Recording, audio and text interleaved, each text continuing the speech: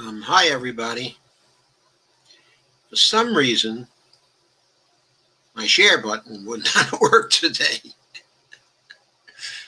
I've been trying for 4 minutes to share this, so please do me the honor of sharing it to as many places as you can. As I say, I haven't been able to share anything. I will do my best to try from time to time during the video, but we have to see what happens. Can everybody hear me okay?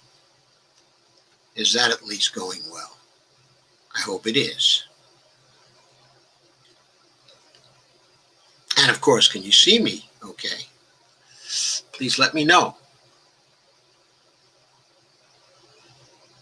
My screen says I'm live.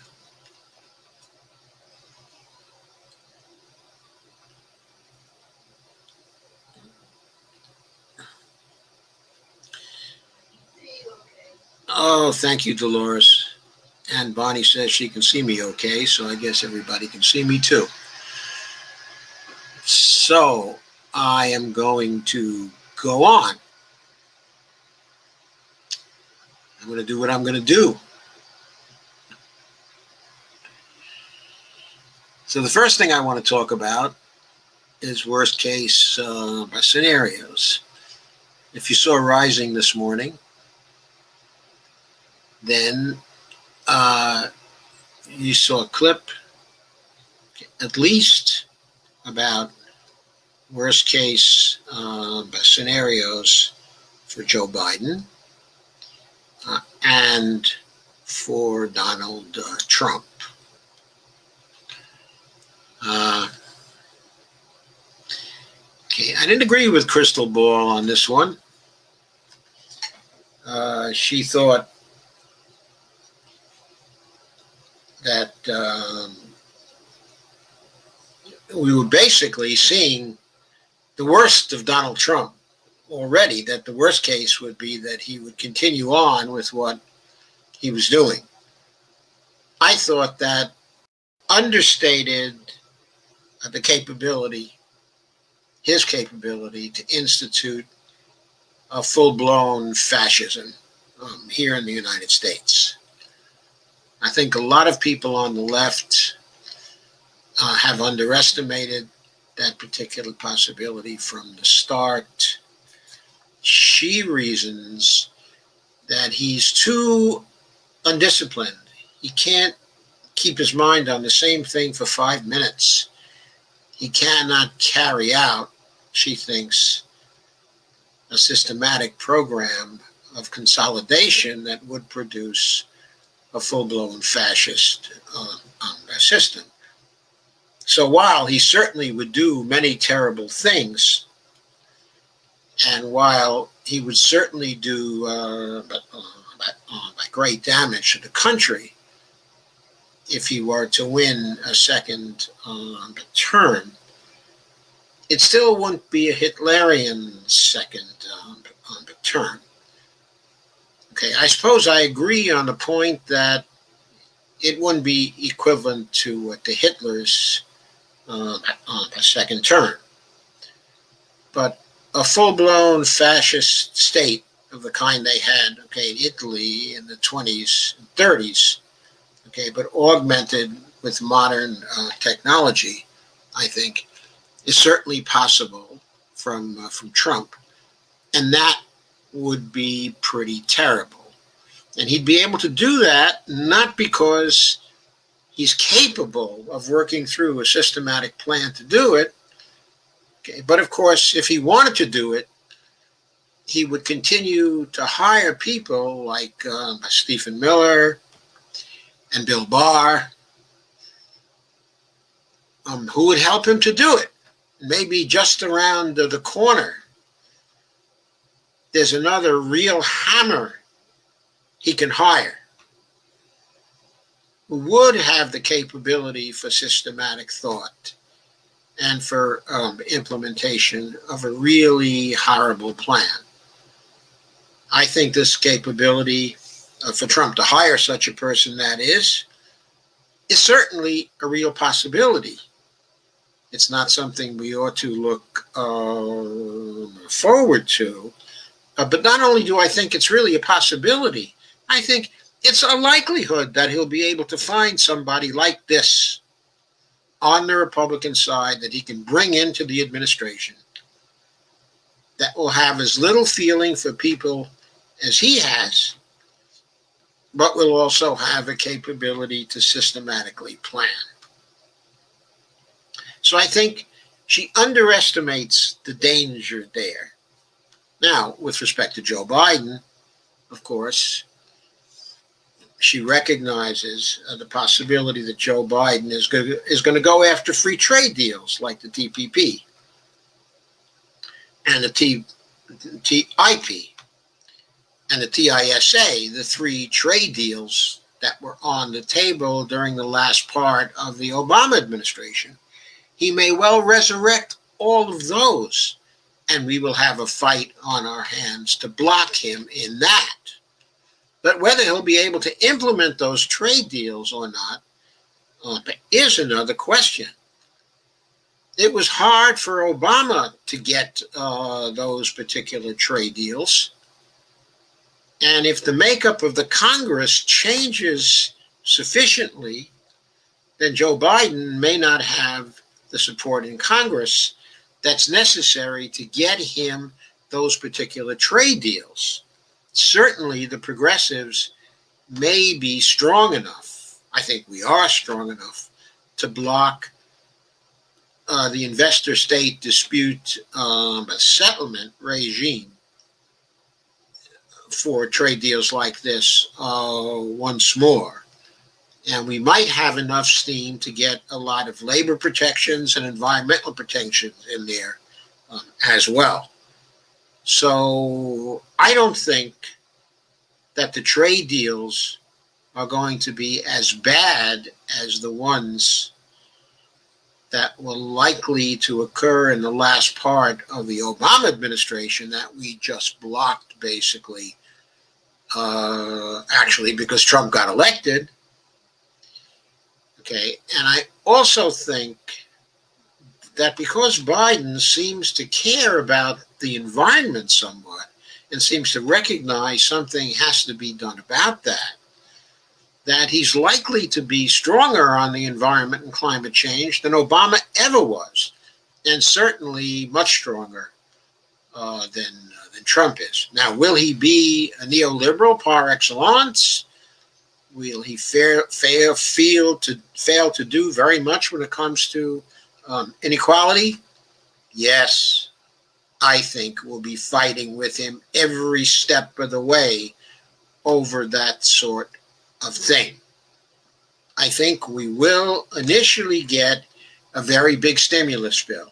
And after that, he will try to revert to the Obama pattern of reducing deficits,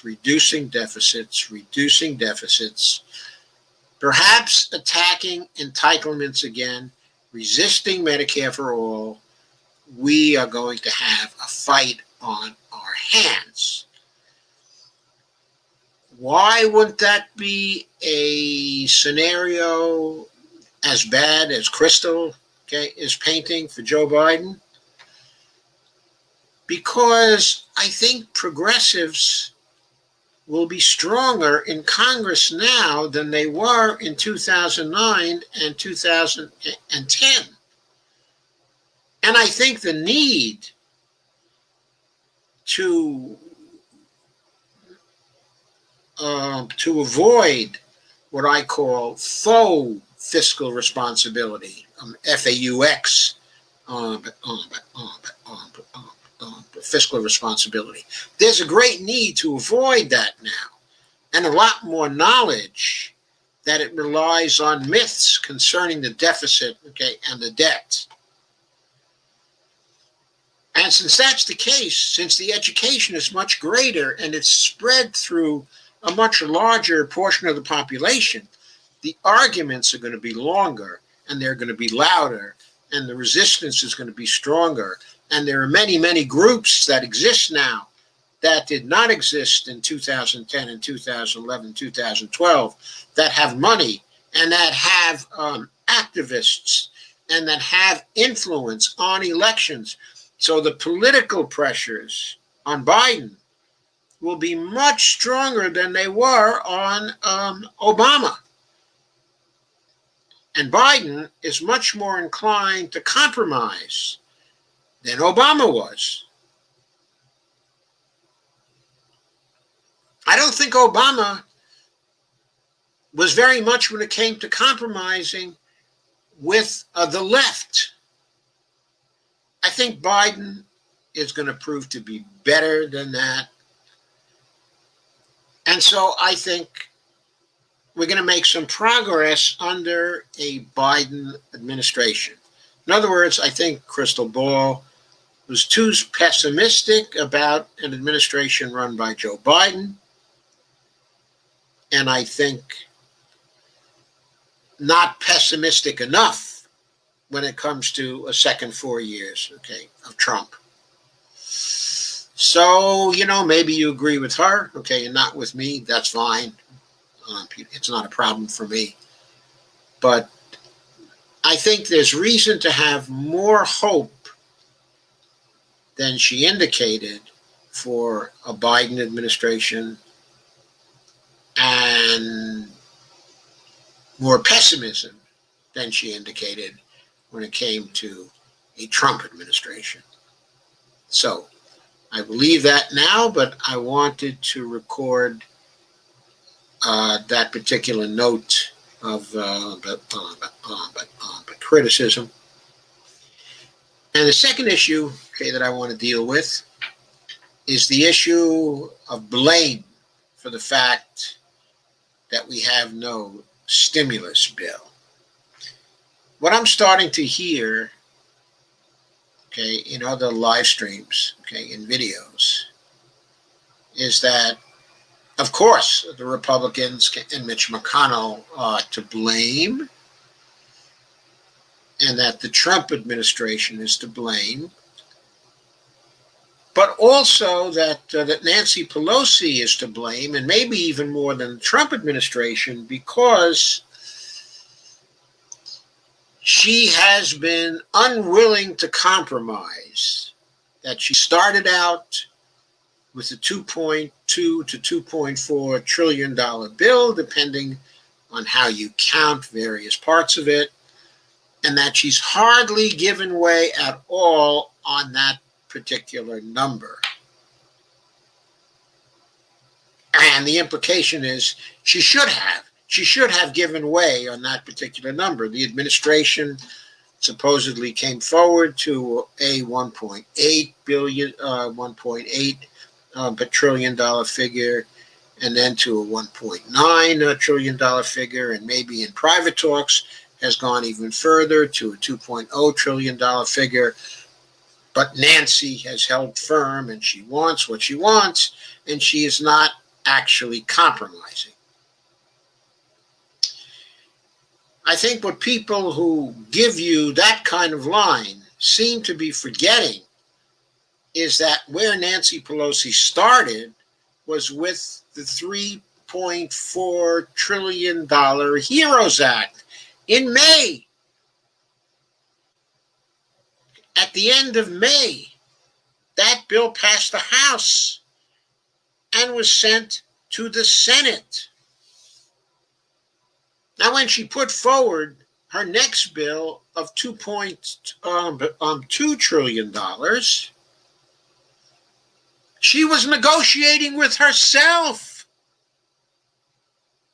She offered a $1.2 trillion reduction from her first bill, with nobody asking for that. She was basically saying, okay, you had, at that time, okay, in early July, you were talking about a $1 trillion stimulus bill. She was basically saying, I'm going to meet that halfway. I've gone down from 3.4 trillion to 2.2 trillion. Are you going to come up to 2.2 trillion to meet me? That's in effect what she was saying. But The Republicans didn't come up to $2.2 trillion to meet her. They didn't come up halfway.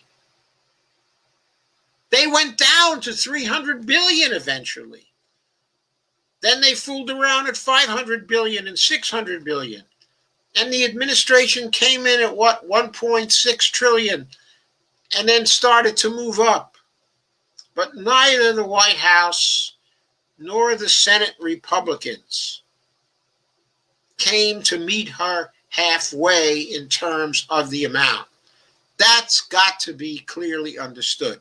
Now, that's apart from the substance of these bills.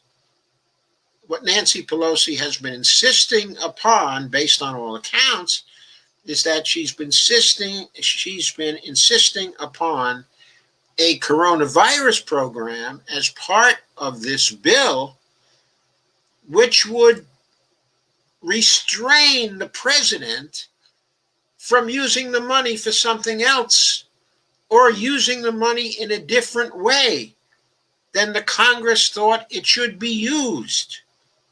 And after the things that Trump has done with other appropriations, to me, that's only a very sensible thing to insist on.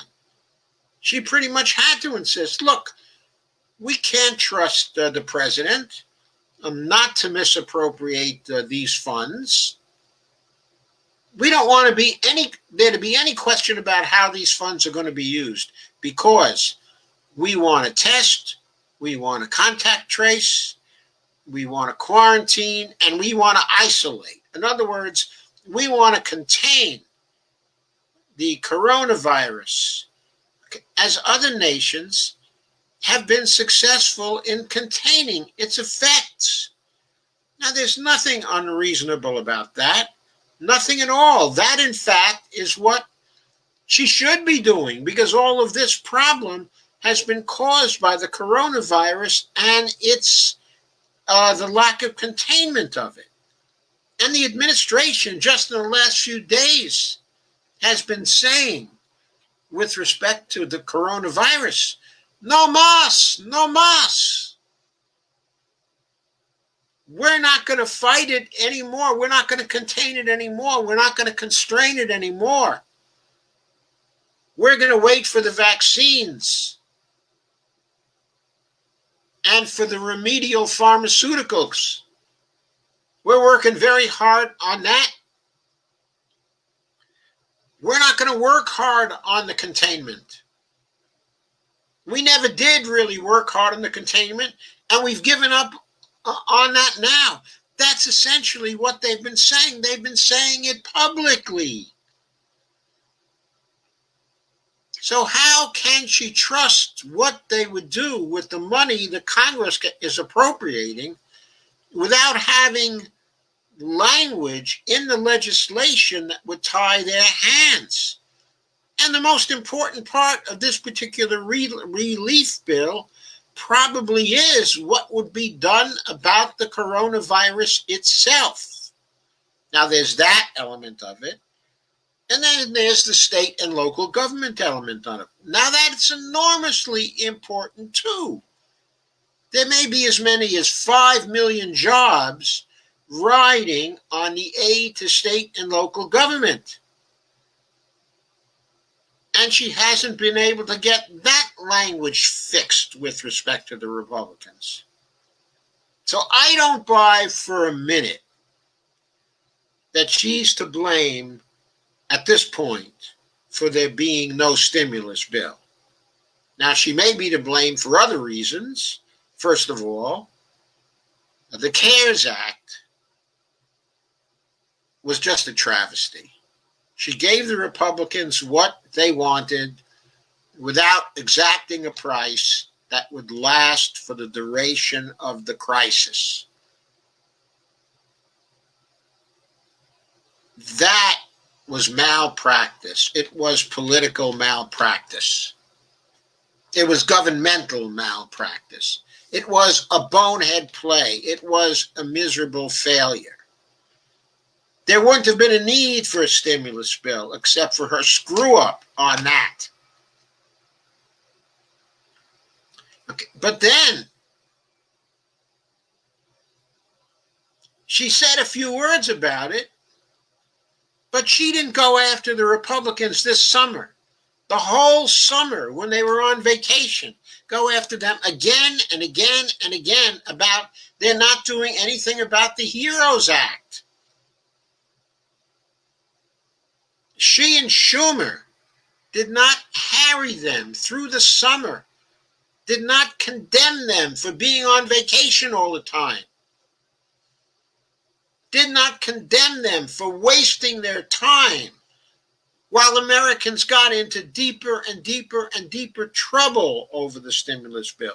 Instead, she patiently waited and she figured the pressure would be heavy enough on them that they would have to do something. She just didn't reckon with the fact that really Mitch McConnell apparently didn't care about anything else. In the end, except getting Amy Coney Barrett onto the Supreme Court. That in the end game, that's all he cared about. He didn't care about saving Senate seats. He didn't care about saving the presidency for his party. What he cared about was just getting Amy Coney Barrett onto the Supreme Court, which he has now done. And why has he done that? He's done that because the Democrats didn't pull out all the procedural stops in trying to stop them, and also because Donald Trump himself prioritized the confirmation of Amy Coney Barrett more highly than he prioritized the stimulus bill. As I've said before on here on a number of occasions, he could have had that stimulus bill if he withdrew the Amy Coney Barrett nomination until a stimulus bill was passed. He could have done that. He could have said to McConnell, you don't get your 6-3 vote in the Supreme Court. You don't get that accomplishment that you apparently care so much about until you have passed a stimulus bill. Now, in the next day or so, I'm tying up the details with Nancy Pelosi. We're going to pass it and we're going to get it to you. And after that, we'll take care of Amy Coney Barrett. Instead, he played ball with Mitch. He played ball with Mitch. He never understood that Mitch was about to create an electoral disaster for the Republican Party and that Mitch didn't care. He never grasped that. Maybe he didn't even know he could withdraw the nomination. It's perfectly possible. He's so uncaring about the details, of government. Anyway, on balance, I don't think Nancy Pelosi is to blame for there being no stimulus bill at this point. I don't think she's the primary person to blame. I think the primary people to blame are Donald Trump and his negotiators, Mark Meadows and Mnuchin, and Mitch McConnell. I mean, Mitch McConnell can get 15 senators to vote for a stimulus bill in his sleep. In his sleep. All he's got to do is put together all the senators in some danger of losing their seat and then coerce 3 or 4 others to vote for a stimulus bill that he would place on the floor. That's all that had to be done. It was easily doable. He's to blame for it's not getting done. Trump is to blame for it's not getting done. It isn't Nancy Pelosi who met them halfway and who has tried to negotiate a settlement for weeks. But they're the ones who don't want to be controlled by the terms of the appropriation. They're the ones who want to be able to screw around with the appropriation when it comes out. They're the ones who want to misuse the appropriation. And for what it's worth, that's what I think. Now, we're in the last 7 days. You've been hearing that all day today. You've been hearing we're in the last 7 days.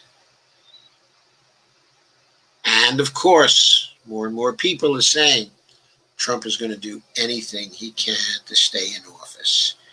He's been working all the way along not to win a legitimate election with a majority vote of the people and a majority vote of the electors. But what he's been doing is trying to create a sufficient amount of chaos and a sufficient amount of fanatical support from his followers that he's in a good position to steal the presidency and to subvert the results of the election. And these people may be right, and they are saying or asking, what are we doing to prepare ourselves to protect the coming election results in just a week? And let's go over some recent posts on that particular subject.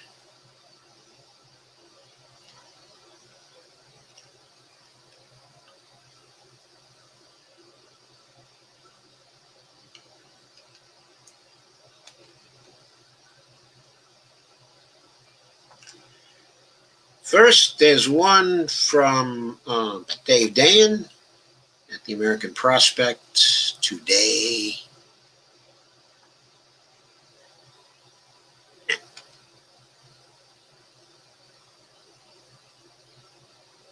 And that's not strictly speaking about the election.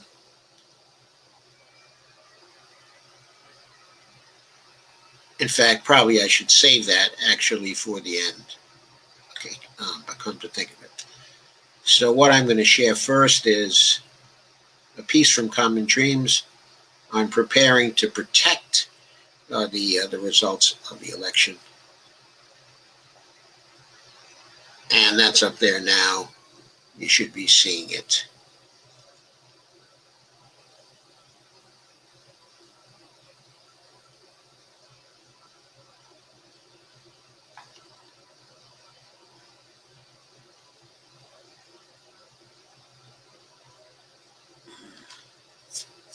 Oh, sorry. This was written by Cynthia Kaufman on October 25th. It is entitled Preparing to Protect the Election Results.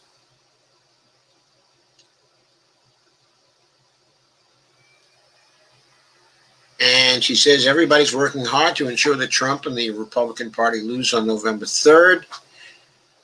Okay. And whatever you think of the Democrats, it's clear that if we want a country that's not ruled by brute force and hateful ideology, we need to win this election.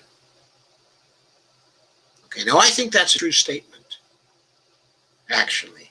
It's not, okay, an exaggeration. If Trump continues, there's going to be more and more brute force used and more hateful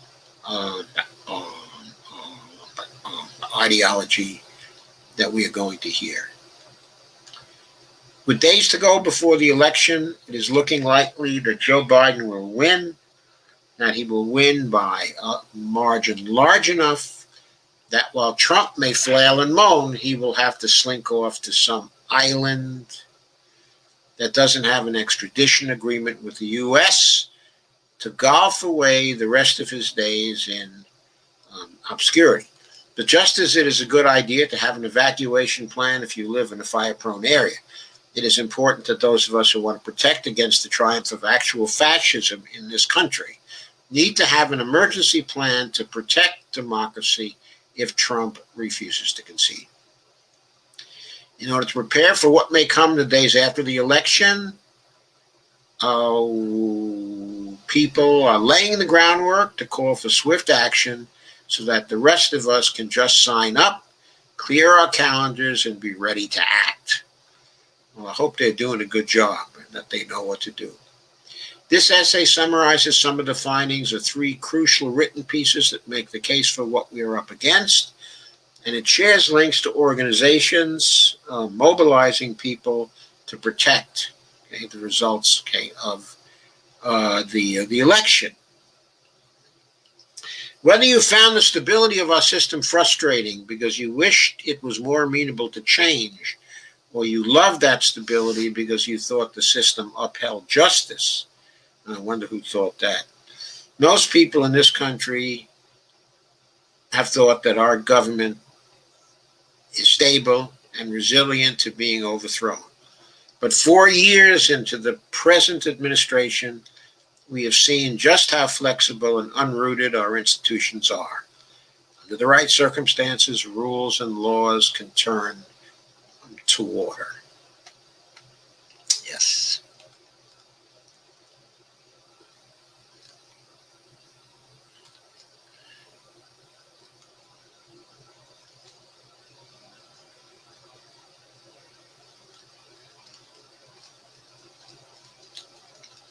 Some recent examples of how far things have come.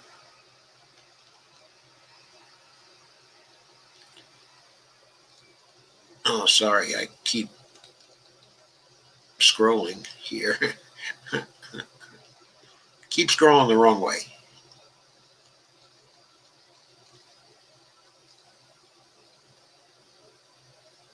Some recent example of how far things have come, that a president could be caught bribing a foreign leader and it would come to nothing, that a president could say on national television, okay, I do want to quote that. God, what is with this?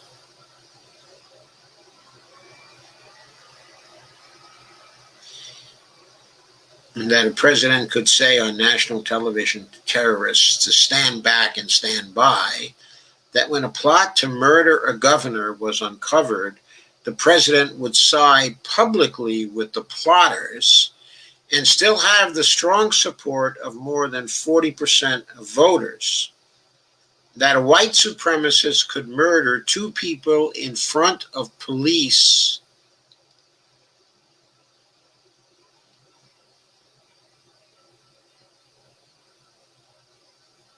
oh, God.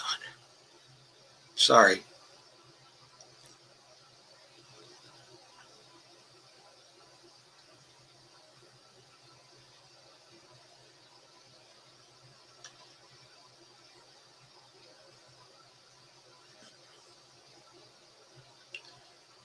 I'm sorry, my scroller doesn't seem to be working.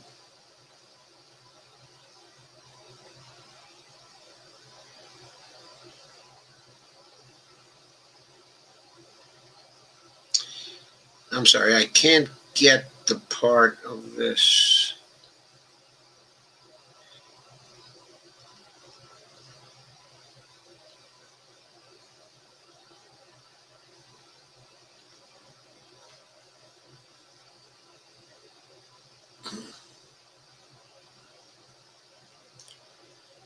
Maybe I can cut down on the Zoom a little and have it work a little better.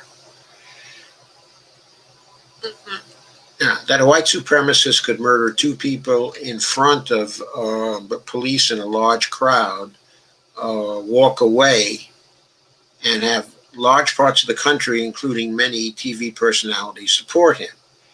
In the election that could break America, Barton Gellman lays out a very persuasive case that if the election is not a landslide, there are several holes in our legal system that could allow Republicans to give the election to Trump, even if he loses. The worst case, however, is not that Trump rejects the outcome of the election. The worst case is that he uses his power to prevent a decisive outcome against him. If Trump sheds all restraint, and if his Republican allies play the parts he assigns them, he could obstruct the emergence of a legally unambiguous victory for Biden in the Electoral College and then in Congress. He could stop the formation of consensus about whether there is any outcome at all. He could seize on that uncertainty to hold on to power, unquote. And quote again, this time from the article. How can he do that? One way is through intimidation of voters on November 3rd and through intimidation of those counting votes. For 40 years, there was a consent decree that specifically prevented the Republican Party from intimidating people at the polls. It's amazing, isn't it? There was such a decree against a political party, and that political party still managed to survive and prosper. In 2018, a judge allowed that consent decree to expire. And now, although voter intimidation is still illegal, there is no longer specific scrutiny on the Republican Party to not engage in that. Gelman writes that this year, with the judge no longer watching, the Republicans are recruiting 50,000 volunteers in 15 contested states to monitor polling places and challenge voters they deem suspicious looking. Trump called into Fox News on August the 20th to tell Sean Hannity, quote, we're going to have sheriffs and we're going to have law enforcement and we're going to have, hopefully, U.S. attorneys, unquote, to keep close watch on the polls. In his book on tyranny, 20 lessons from the 20th century, historian Timothy Snyder draws simple lessons of the things we need to be aware of as the country creeps towards fascism. One lesson is that, quote, when the men with guns who have always claimed to be against the system start wearing uniforms and marching with torches and pictures of a leader, the end is nigh. When the pro-leader paramilitary and the official police and military intermingle, the end has come, unquote. One of the core elements of fascism is that agents of the government act with brute force without regard for law. When the Department of Homeland Security uses tear gas against peaceful protesters, and when the lines are blurred between people committing acts of violence in the street, the police and the federal agencies, we're in a very dangerous situation. With respect to the coming election, it is crucial that armed mercenaries, off-duty police, and armed security guards are not allowed to intimidate voters or those counting the votes. Snyder argues that governmental institutions don't protect themselves. Structures that seem to protect us from the illegitimate accumulation of power can be overrun with incredible speed when those holding the reins of power decide to ignore them. And Gelman argues that, quote, state by state, Republicans have sought with some success to purge the voter rolls, tighten rules on provisional votes, uphold voter identification requirements, ban the use of ballot drop boxes, reduce eligibility to vote by mail, discard the mail-in ballots with technical flaws, and outlaw the counting of ballots that are postmarked by election day but arrive afterward. The intent and effect is to throw away votes in large numbers, unquote. The point of all of that work and all the talk about fake news and fraudulent and voting by mail are not just to suppress the vote, but also to delegitimize the results. In some crucial states, the Republicans have more votes on election night, and after a few days of voting, the results shift over to the Democrats. Those cries of fraud will seem legitimate to many. It did that in Bolivia, by the way. Seemed to be legitimate to many in Bolivia. There is a whole long period between November 3rd and January 20th when the new president is put into power, an interregnum, where there are tremendous opportunities for abuses of power. First, there is the period between November 3rd and December 8th, where there is time to settle lawsuits recount ballots, and decide the outcome in each state.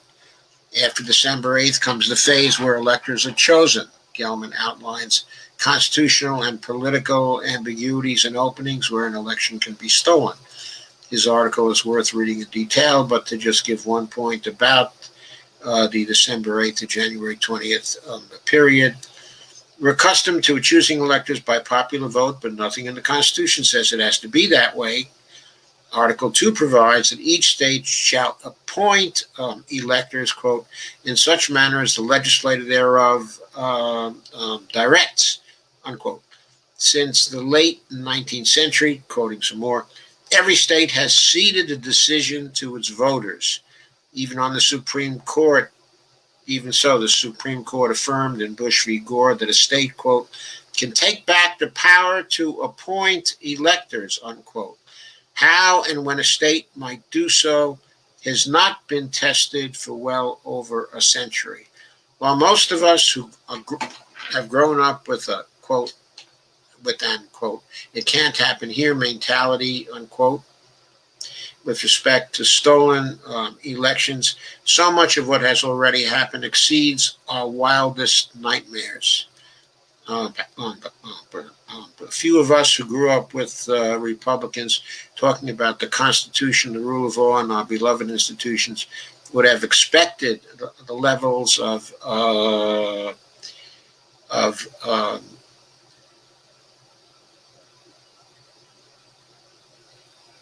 mendacity we now see from Republicans and their blind obedience to brute power. Because the guardrails are so weak at this point, it is important that we prepare ourselves for the possibility of a coup. And, quote, 10 things you need to know to stop a coup, unquote. Daniel Hunter argues that we should use the language of the coup to describe what would happen on November 4th. What is likely to happen is more than voter suppression. It may be a full-on attempt to take power without the legal right to do so, Hunter argues. That, quote, we know it's a coup if the government stops counting votes, declares someone a winner who didn't get the most votes, or allows someone to stay in power who didn't win the election. These are sensible red lines that people can grasp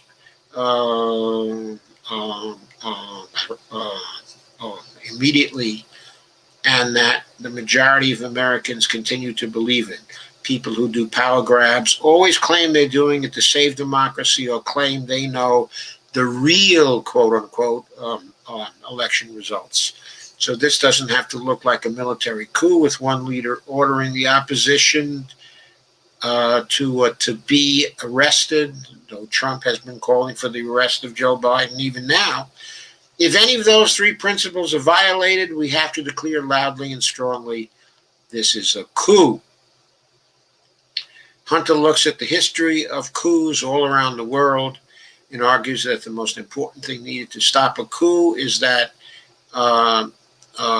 people, the regular people, are mobilized, watchful, and prepared to resist. The role of citizenry is crucial.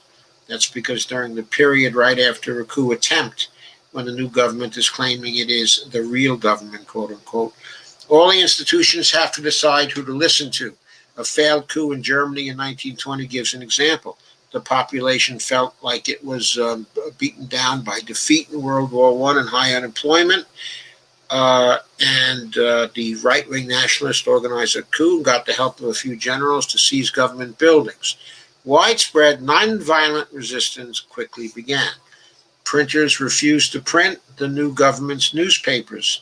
Civil servants refused to carry out any orders from the coup, and leaflets calling for an end to the coup were spread by airplane and by hand. There's a story of the coup leader wandering up and down the corridors looking in vain for a secretary to type up his proclamations. The acts of resistance grew, and eventually the democratic government, which still had grave problems, was returned to power. Stopping a coup is dependent on the size of the mobilizations and winning over the center. It is really a fight,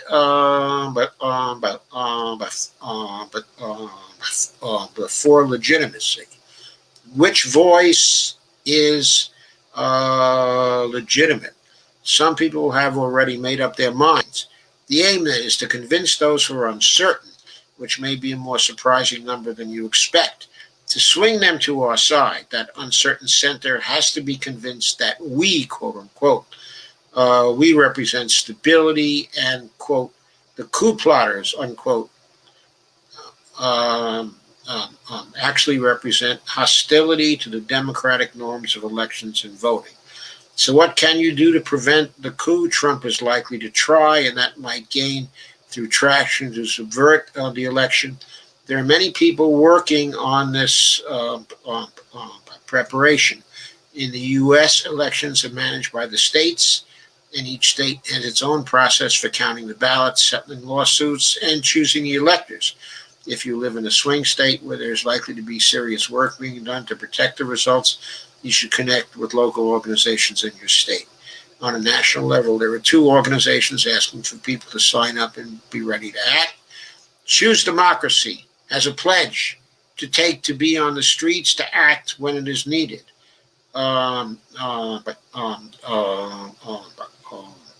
Also protect the results is a broad coalition of organizations that is asking people to set up local actions, and they're coordinating about when is the best time to ask people to go out onto the streets.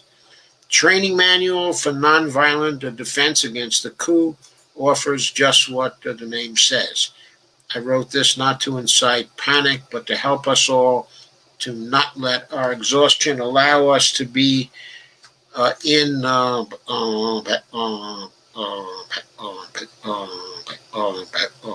denial about the real actions we may need to take to be ready to defend the election from a coup.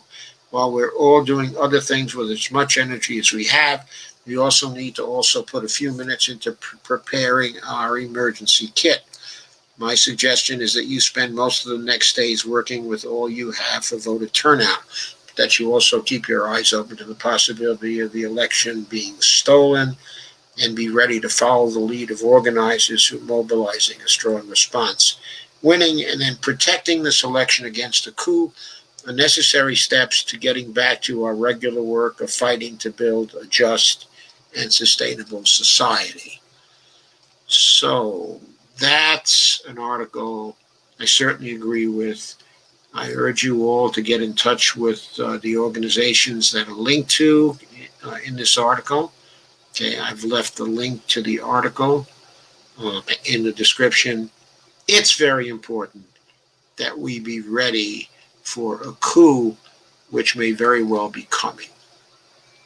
It may very well be coming.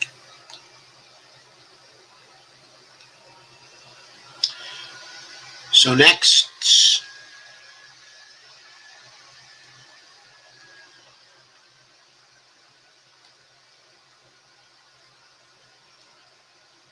I'm going to share a piece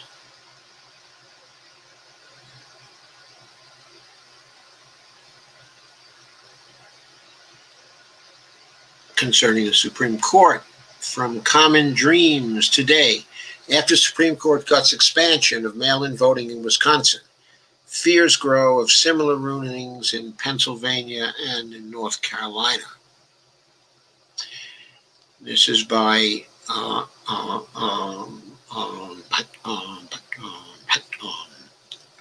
this one, okay, is by the staff writer. His name, okay, is Andrea Germanus from Common Dreams. And Andrea says, the U.S. Supreme Court, which now includes right-wing Justice Amy Coney Barrett, will soon weigh in on Republican Party efforts to narrow the deadline for receiving mail-in ballots in the key battleground states of North Carolina and Pennsylvania in the midst of the ongoing coronavirus crisis.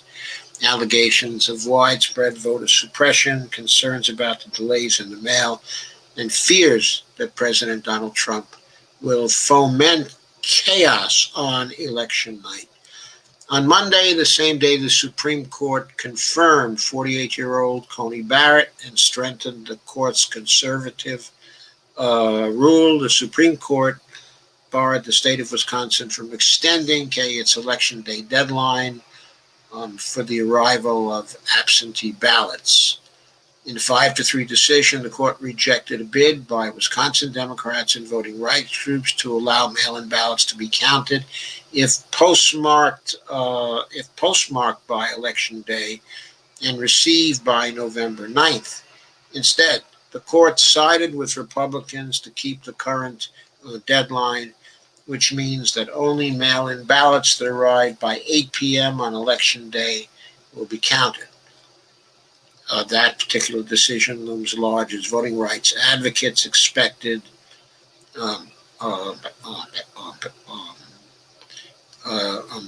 further decisions from the court regarding ballots in North Carolina and in Pennsylvania. Okay, and Eli Honig says, watch the Supreme Court carefully the next few days. Key voting rights cases could determine whether hundreds of thousands of mail-in ballots are counted in Pennsylvania, Wisconsin, and North Carolina. There's a reason for the mad rush to confirm and swear in Amy Coney Barrett. And we have a ruling in Wisconsin prohibiting counting of ballots mailed before but arriving after Election Day. This will result in thousands of ballots being discarded in a razor-thin race in a key swing state. Fortunately, the race is not so razor-thin, at least according to the polls, seems to indicate that Joe Biden has a 5-point lead in that state at this point, 4.7, something like that. Pennsylvania Republicans last week made a second request to stop a mail-in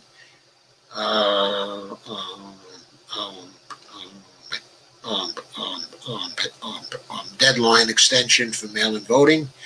According to CNN, Pennsylvania stayed critical to Trump's path to victory. The Republican Party asked the High Court last week to reconsider whether the state should count ballots received within 3 days of Election Day, even if they do not have a legible postmark. The court issued a 4-4 ruling earlier this month denying the GOP challenge and leaving in place a lower court ruling allowing the ballot receipt extension to stand. Now Republicans want the Supreme Court to decide the case in an expedited fashion. If their effort is successful, the Hill reported, the Republicans' long-shot bid could disenfranchise a number of mail-in voters, with the harm likely to fall disproportionately on Biden supporters, who considered about twice as likely as Trump backers to vote by mail, unquote. The Luzerne County, Pennsylvania Board of Elections, in a filing Tuesday submitted by respondents, including Secretary of State Kathy Boockvar, called for Barrett to recuse herself from the Pennsylvania case, saying the justice's, quote, impartiality might reasonably be questioned given the circumstances of her nomination and confirmation. I would go so far as to say, if she does not recuse herself from that, hears the case and is not on the side of extending the ballots,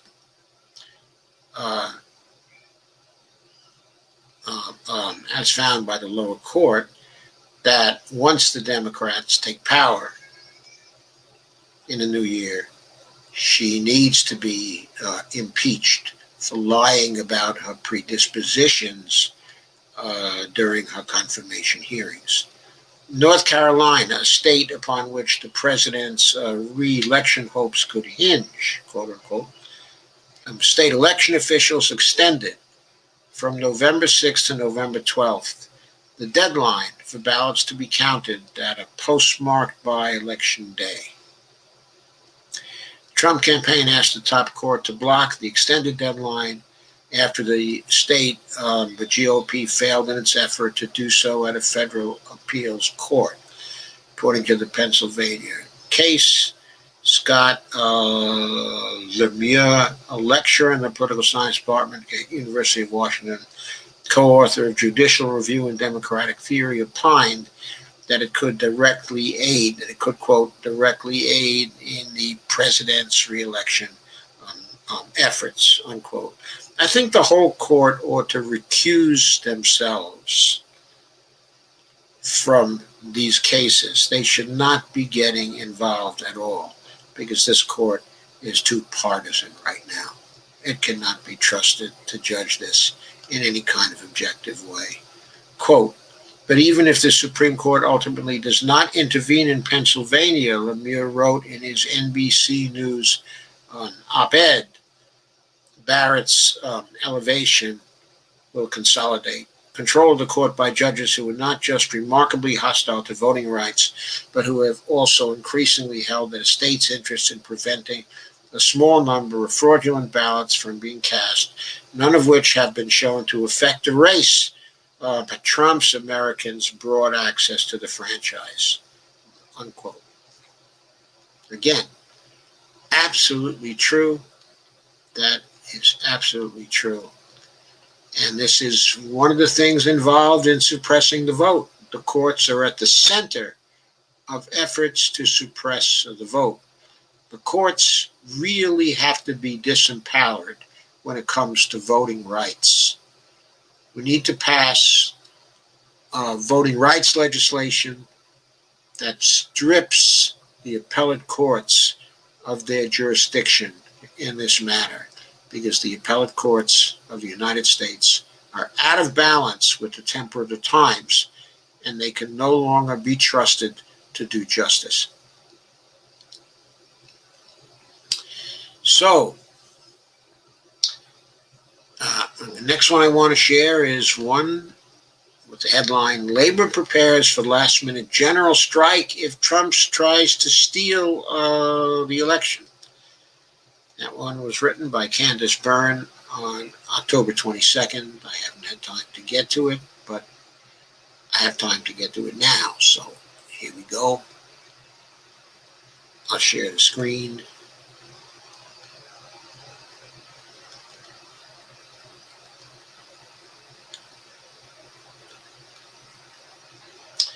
$100,000-member MLK Labor Council. MLK, of course, is Martin Luther King Labor Council, an AFL-CIO regional body of labor groups representing more than 150 unions in the Seattle, Washington area, passed a resolution Wednesday that calls for a general strike if President Donald Trump does not respect the outcome of the November 3rd election.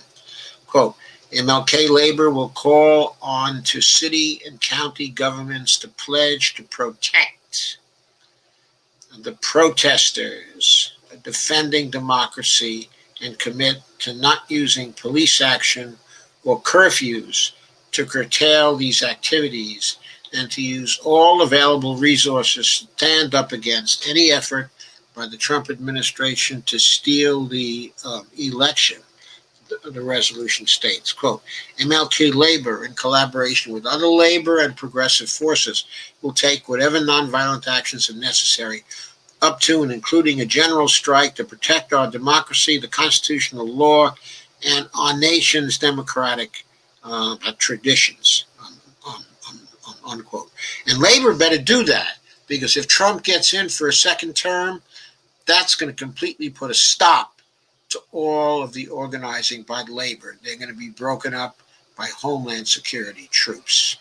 Brute force is going to be used to totally tear down the efforts by labor to get social justice and economic justice. Now, the resolution was adopted during a special executive board meeting and will be brought before the Washington State Labor Council, the Washington branch of the AFL-CIO.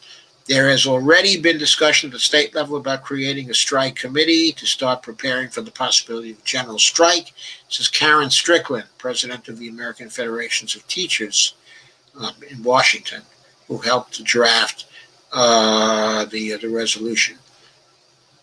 Quote, it's not we're going to do a general strike. It's if our democracy is threatened, then we'll move towards that. And if our democracy is threatened and we're not willing to do it, then you have to ask what circumstances would make us do a general strike, Strickland said to Truth Out.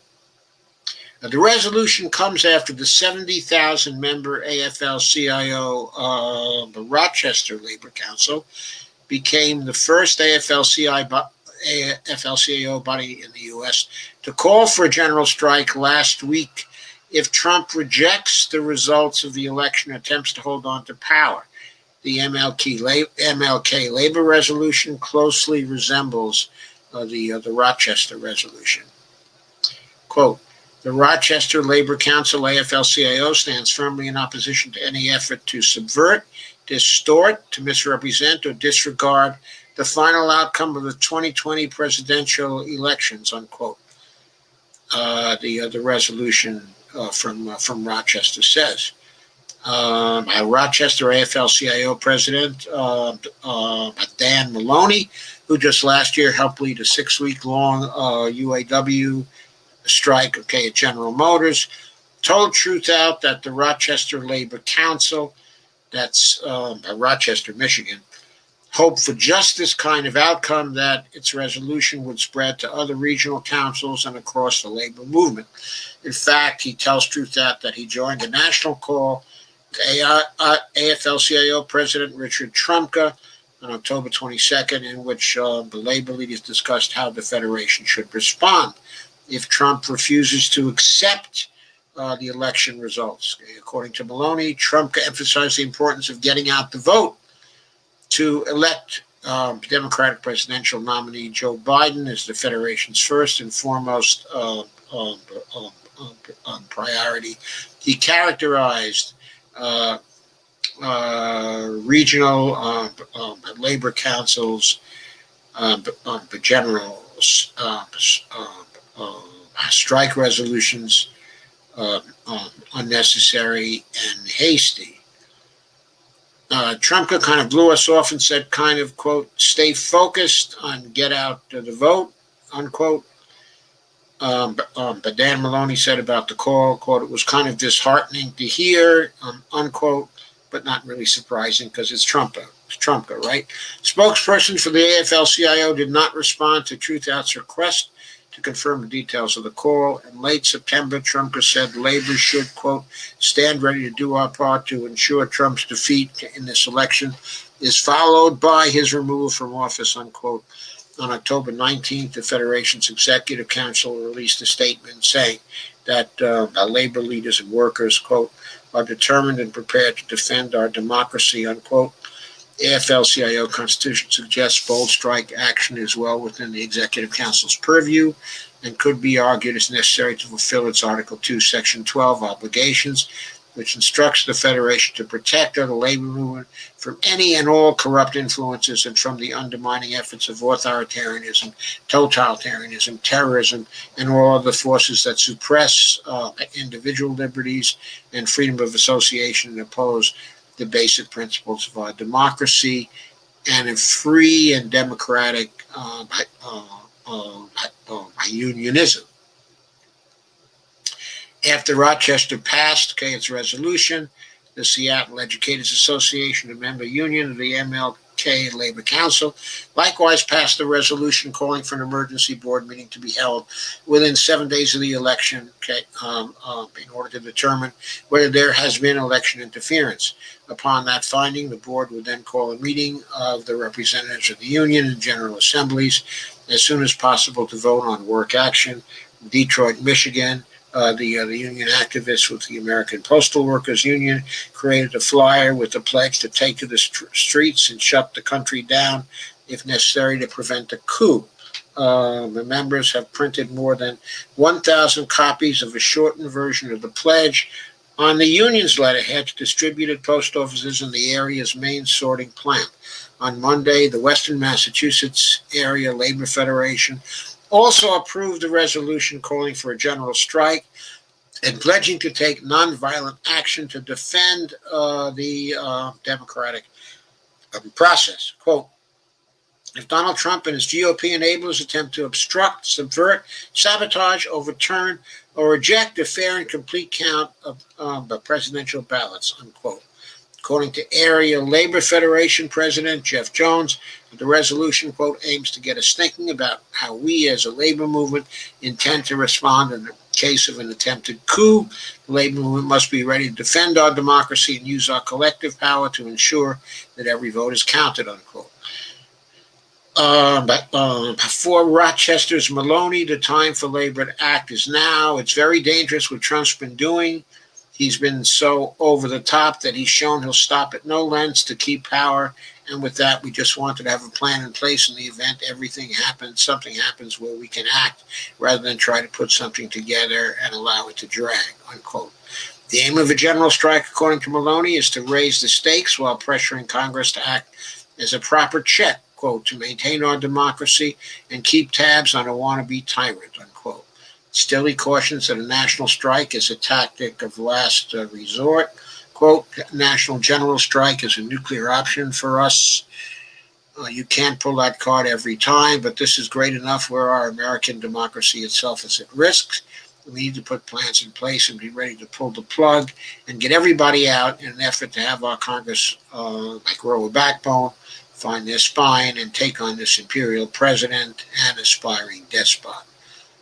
It's imperative, said Dan Maloney, that unions work now to support and encourage workers who may be risking their job if they would go out on strike. And quote again, the thing is, there are immoral laws, and on occasion you have to break in order to make it right for our society. This is one of those times. But recognizes that it's not an easy thing to do, but it's a necessary thing, unquote. He said the truth out. During a webinar on Tuesday night hosted by the Emergency Workplace Organizing Committee titled, What Can Workers Do to Stop Trump from Stealing the Election? The Association of Flight Attendants, CWA President Sarah Nelson, imparted lessons from her union's largely successful strike during the government shutdown last year.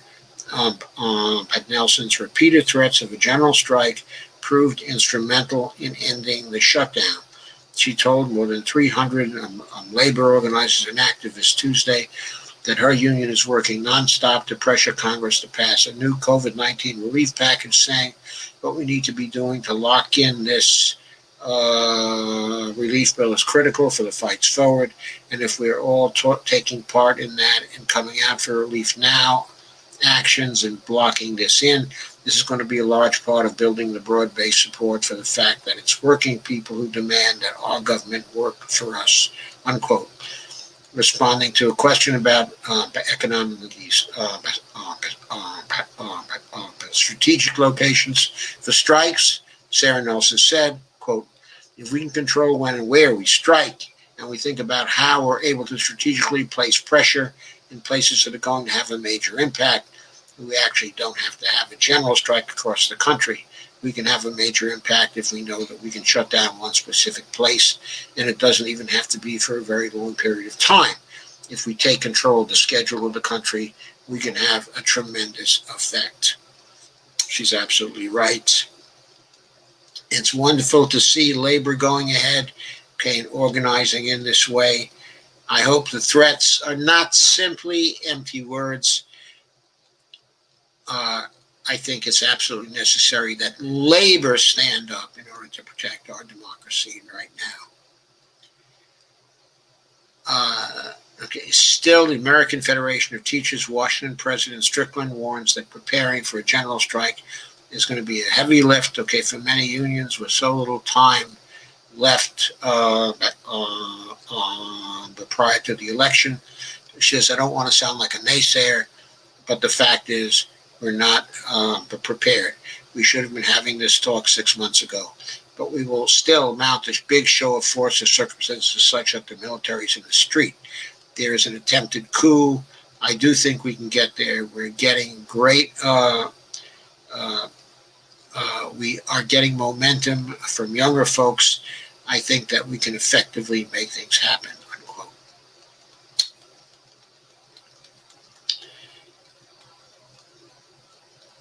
So I think all this is great to see. We need more. One final word from Strickland. She said, quote, it's necessary for progressive groups to come together. It can't just be labor. The labor needs to take a strong role, but we're all in this together. Labor has to take a leadership role and use all the institutional power and leverage that we have, while also taking leadership from younger people and Black Lives Matter. So there's a predisposition to unify there and to act in a collective way, which could prove to be very powerful and the key to stopping an effort by Trump to steal the election.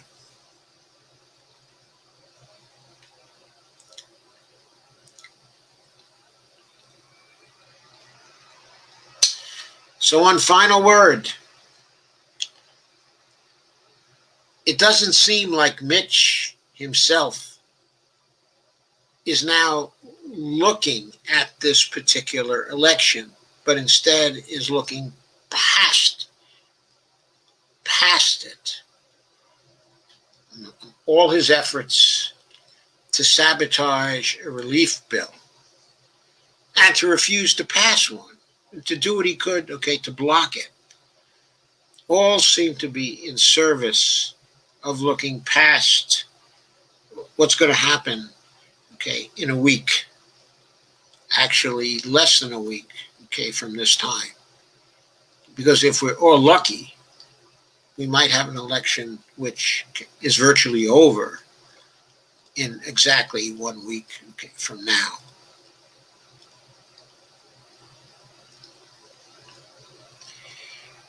And this is by Dave Dayen, who says, the Barrett confirmation reinforces that Mitch McConnell is looking past this election, and it does reinforce it.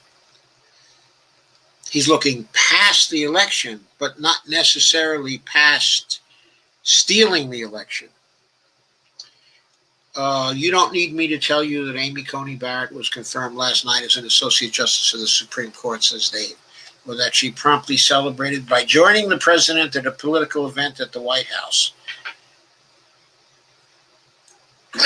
Excuse me a second, folks.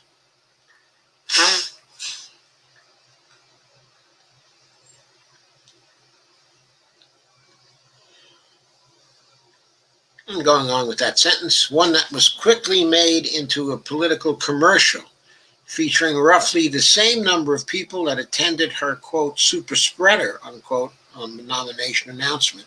You're all well-read people, and you probably know that already. What you do need to hear from me is that I got this wrong. The night Ruth Bader Ginsburg died, Harold Morrison and I wrote a story explaining why Mitch McConnell would wait until after the election to confirm the replacement. As today is not after the election, I can confidently say we were incorrect. We were at least able to predict that Barrett would be the nominee. Our instinct was that Senator McConnell would leave the seat open to serve a couple goals: preserve the electoral fortunes of his most vulnerable senators running in swing states, and seemingly leave up to the voters, the trajectory of the course to juice conservative turnout, only to finish the job in the lame duck period, where he would have both the votes and no accountability for his actions. The miscalculation, which I recognized just a few weeks later in early October, was that Mitch McConnell already believes this election is over.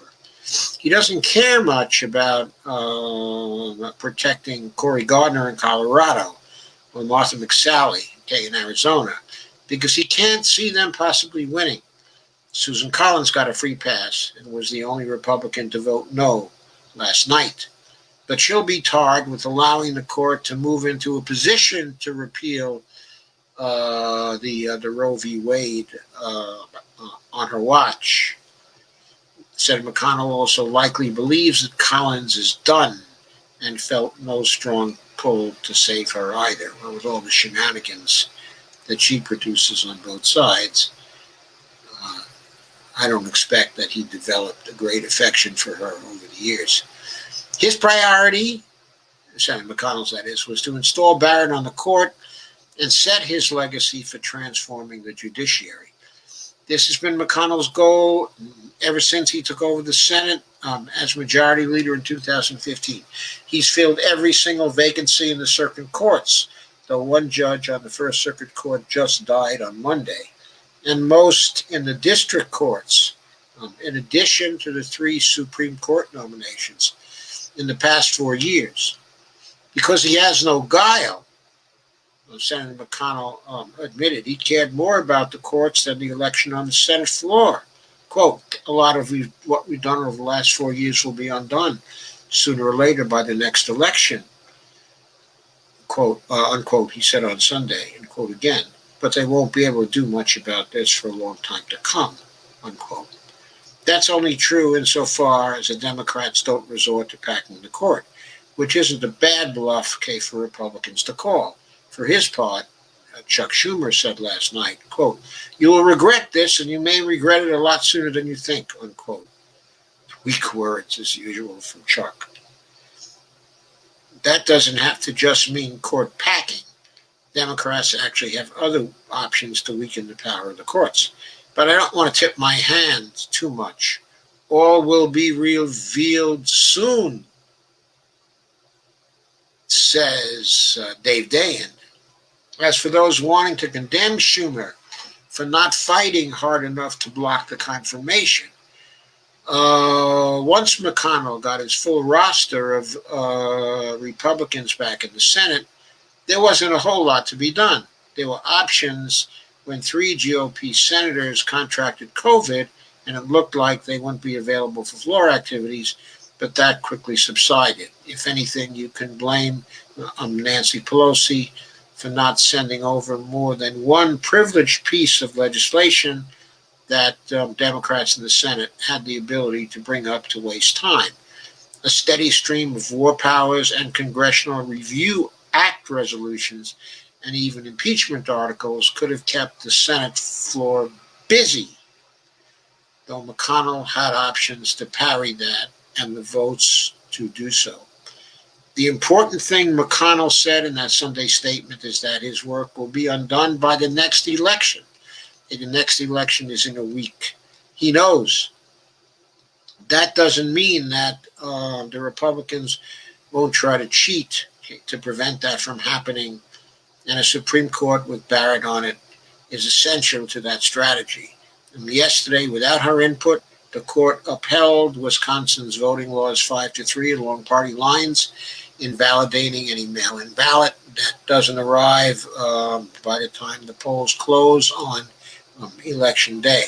This suggests that Barrett isn't necessarily needed for some cases. The frightening part of that is that Justices Gorsuch and Kavanaugh agreeing with the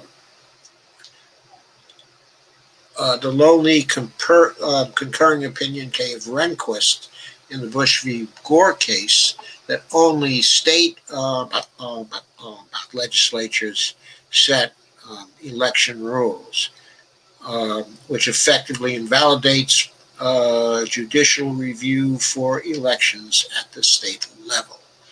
That invites a court with Barrett on it to use the theory to invalidate untold ballots from swing states, particularly Pennsylvania and North Carolina, where there are cases lined up in an attempt to eke out an election for Donald Trump.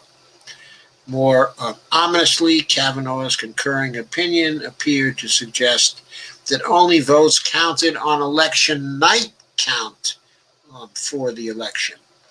Kavanaugh also cited a legal scholar who came to the opposite conclusion than he did about the mail-in ballots. The entire point is to reach for any justification to get to the preordained result, one that would suppress the vote and tip the election. This is where the burgeoning early vote comes into play, like a national version of the Streisand effect, by loudly declaring Barbra Streisand, by loudly declaring that certain late arriving ballots may not be counted. The court and the Republicans are surging Democrats to the polls as soon as humanly possible. The later arriving ballots typically skew Democratic, but that may not be the case this year. Okay, and inclement weather, or I don't know, a pandemic, could keep Republican voters disproportionately waiting for Election Day from the polls. This attempted putsch could backfire, but that doesn't make it less scary. since the intent is to deny the rightful vote of an untold number of people. Democrats will need to reckon with a court likely to be this drunk on its own power. So that's it. You can see that we have to mobilize to fight the threat, of a coup. Either a coup that does not have a legal veneer, or a coup that does have a legal veneer, or has a partly legal veneer. There's going to be all kinds of stuff in between, and we have to prepare, for all of it. So I'm going to go back and check in with your comments, but there's one thing I'd like to do now. See if I can actually share something yet. Damn. I don't know what's wrong. I think what I'm going to do is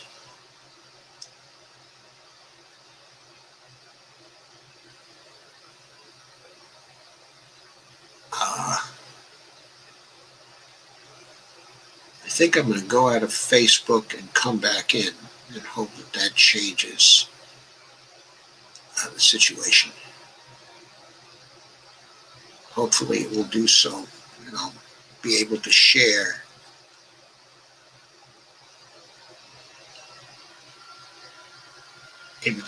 my own live stream. That would be novel.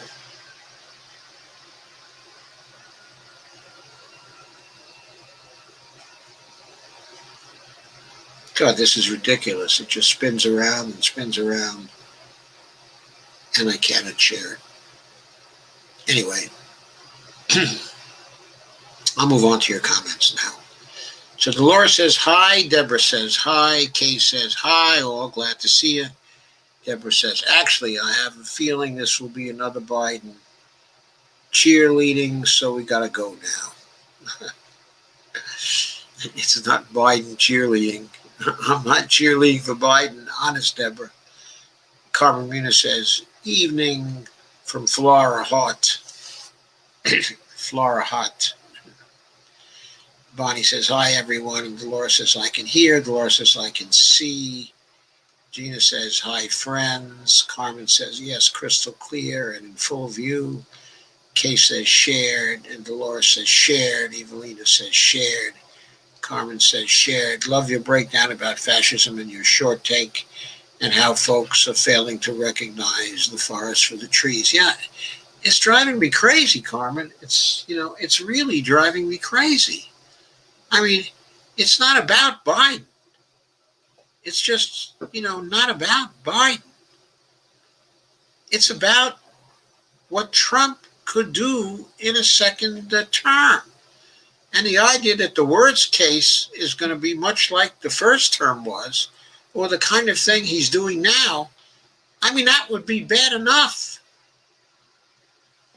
Until we get a vaccine, 230,000 people have died. Until we get a vaccine, another 230,000 people can die. Isn't 230,000 Americans can die? Isn't that enough reason alone to get rid of Trump? I mean, that can only happen in a fascist regime because only a fascist regime has so little regard for people as to let that happen. I mean, the fascists have no empathy for people whatever. Torture, murder, kill, brutalize. That is what they do. That is the history of fascism. That is what goes on. Kay says, Sum of Rising has been bumming me out, so pick and choose what I want to watch on there now. Well, I've always done that, but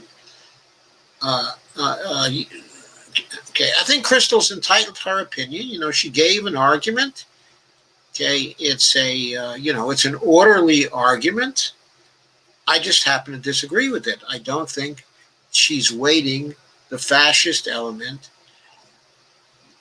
sufficiently seriously. I mean, remember, at the beginning of the Trump administration, no one would have expected, well, I shouldn't say no one would have expected, but many, many people did not expect that Trump was going to be as bad as this. There were many reasons for that, including the idea there would be some expectation of a little resistance even from the Republicans. No one thought that they were going to fall over and play dead, okay, in front of the would-be dictator, okay, the wannabe dictator. Okay, but they did, okay, and nobody anticipated anything like the COVID crisis and his totally screwing up in managing the crisis and then continuing the barrage of lies. Just hearing those lies, so many lies over 4 more years. The ability of Americans to be able to distinguish the truth will be absolutely gone in another 4 years. And Biden lies a lot too. He lies a lot too, but not like Trump. His lies are pretty transparent. You can see them. You can call them out. You can tell the difference, between the lies and the truth. But Trump, when he goes campaigning, he tells these stories, and the whole stories are just lies and lies, a little truth, lies and lies, a little truth. It's so hard, and the nastiness of it all, Bonnie says, it's just incredible. It's just incredible. Carmen says, never liked it. Dore either. Well, I like Jimmy Dore. I mean, I like Carmen. I'm sorry, but Crystal. Kay says, Carmen Muniz, I used to love Rising, but never was crazy about the Dore. I was never crazy about Dore either. I thought that he was a shade too negative about things. He has reason to be negative, and I appreciate he's very right about some things. And sometimes he breaks stories very, very well. I mean, I like his contributions. Okay, I do. But I don't agree with him on a lot, on quite a few things. And Crystal, of late, has been putting forward things that, I just don't agree with her logic. Carmen says, isn't it ironic that Sessions and Adolf helped to defeat the TPP? That was a good thing they did. That was a very good thing they did. And when Trump went into the renegotiation of NAFTA, he mostly got rid of the ISDS, which was very good. He didn't do anything to protect the climate in it. He didn't do anything in order to provide, for protection for labor in it, for working people in it. But he did get rid of the ISDS, except in the limited situation of fossil fuel companies that still have ISDS protections in his new treaty that he did get through and that he has stuck us with, and that we're going to have to revise when we come in. If a Biden administration were a progressive administration, they would revise the USMCA agreement again, to provide for labor protections and environmental protections and to get rid of the last vestiges of the ISDS clause, investor-state dispute settlement clause, which is the clause that establishes the sovereignty of corporate courts over the United States. Evelina says, yes, I agree progressives are stronger now, ironically. Rick Maynard says, evening all, and Carmen says, yep, I was about to say that too. Nancy Pelosi is the problem because she's soft. Well, not just soft. I mean, she blew the negotiations over the CARES Act. She was as wrong as you could be. She didn't protect her leverage. I mean, what can I say? She had to be aware enough to say, hey, if you want me to do a money cannon for the super rich and the corporations of $4.6 trillion, I need $4.6 trillion for people. For people. At least that much for people. And for the duration of the crisis, the people have to be protected. I don't want to come back to this in 3 or 4 months. I want it done now. That's what you need to say. Kay says, but younger progressives seem to be standing up this time in the vote and activism too. Hopefully they will help save us. Got my straight Dem ballot into the drop box today. Yay. Glad that is over. Laugh out loud. I hope they don't screw with the drop boxes in Ohio. But maybe they won't. Steve Gunza says 69 million Americans have voted, and Dems are up in 16 of 19 states, according to the Washington Post. How can they know that? How can they know how people have voted? I mean, I don't believe they can know. I think they're making inferences. They're making inferences based on districts that have voted and party affiliations from people, who have already voted, surveys and stuff like that. And Carmen says, sisting. I love the progressive language. Sisting. And Steve says, sus, laugh out loud. What's sisting? Carmen says. El Paso is getting COVID body slammed. Well, I don't like that at all. As far as I'm concerned, it's the wrong part of Texas getting body slammed. But if it has to happen somewhere, I hope it drives the final nail into the Republicans' coffin in Texas. And Steve Wolfbrand says, hello, doctor. Hello, Steve. Carmen says, just a slip of the tongue of insisting. Oh, insisting. Okay. Insisting. Kay says, hi, Steve. Steve says, hi, Kay. And Dolores says, I mailed you, or I mailed Y. Terry Cook says, yay, they gave 43,000 millionaires $1.6 million. Who is to blame for that? Joseph M. Firestone. The TopCatPlan.com, ccrg.info, Go Ava, Marsha Squire for U.S. Senate, GoJNN.com. 43,000 millionaires, $1.6 million. Who is to blame for that, Joseph Firestone? Well, I think it's Trump, Mitch McConnell, and the Republicans, isn't it? And Carmen said, are you talking about in the CARES Act? As part of the CARES Act? Yep. Who's to blame for that? Well, they're all to blame for that. Carmen says, hell, Pelosi wanted the summer off too. That's why she had all that, the designer ice cream stockpile. Yeah, that's what the designer ice cream is about. She's never shown us her refrigerator here in D.C. I want to see her refrigerator in D.C. Steve Wolfbrand says, no stimulus. And Dolores says, I mailed out my ballot today. I voted Howie Hawkins, Angela Walker. Hey. And Steve Gonzo says, the art of no deal. Yeah, the art of no deal is right. And DeVore says, I can't agree that Pelosi is not to blame because she had the option of telling every Democrat not to go home for a recess until deals were made. Have the Democratic convention right outside the Capitol where everybody can see it. Keep asking the question, where are the Republicans and why won't they make a deal? Well, I agree, DeVore. She could have done all those things. But still, I think she is not as much to blame as Trump, and the Republicans, in this respect. And the effort by some of the bloggers to narrow in on the situation right now and say, look how stubborn Nancy is being, and ignore all that went before, that is not the way to look at the situation.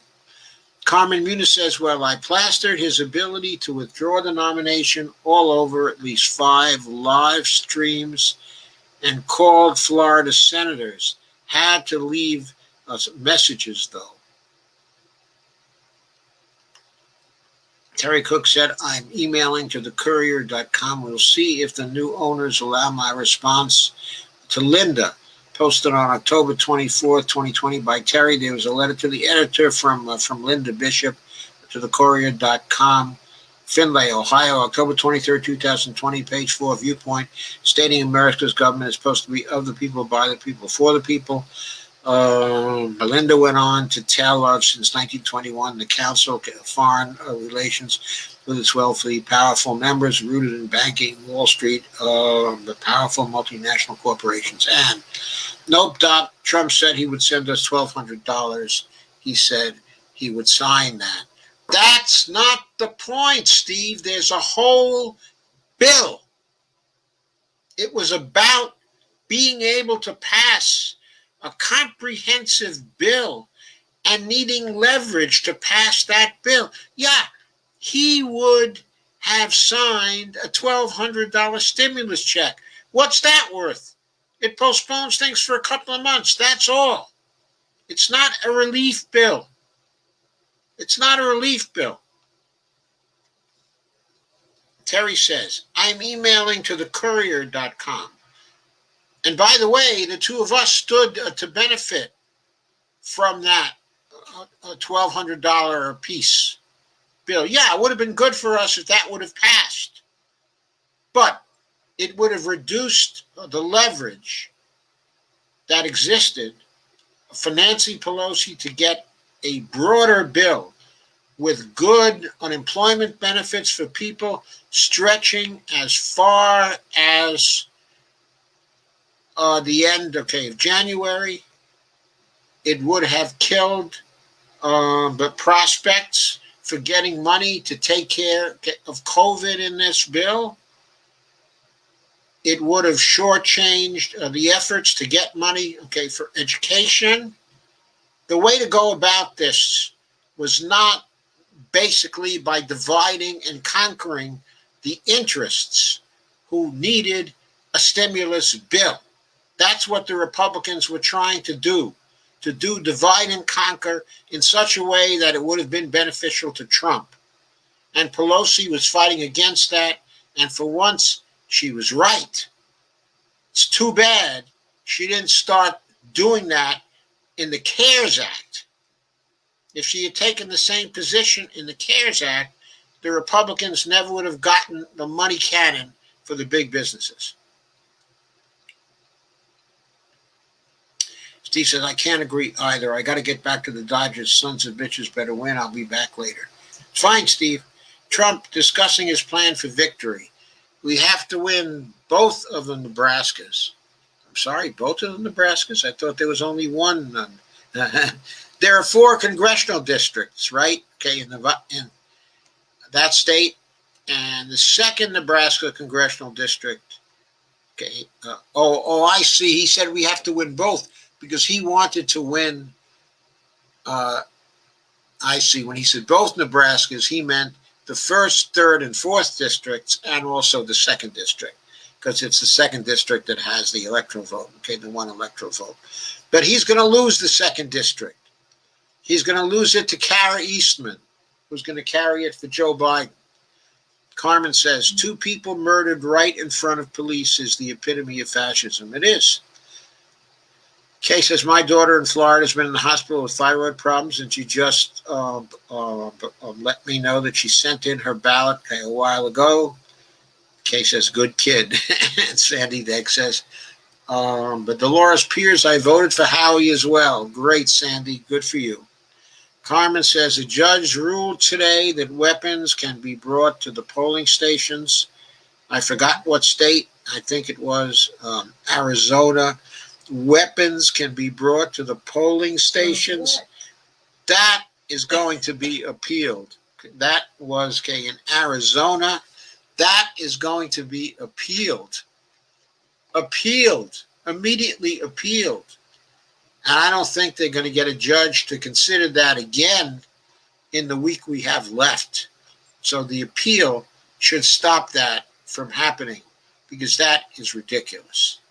Steve says, you might need one. Carmen says, I don't need a gun. I know how to fight. Steve Wilbrand says, I think this election will probably wind up in the Supreme Court. They're hoping for that. They're angling for that. That's what the Amy Coney Barrett fight was all about.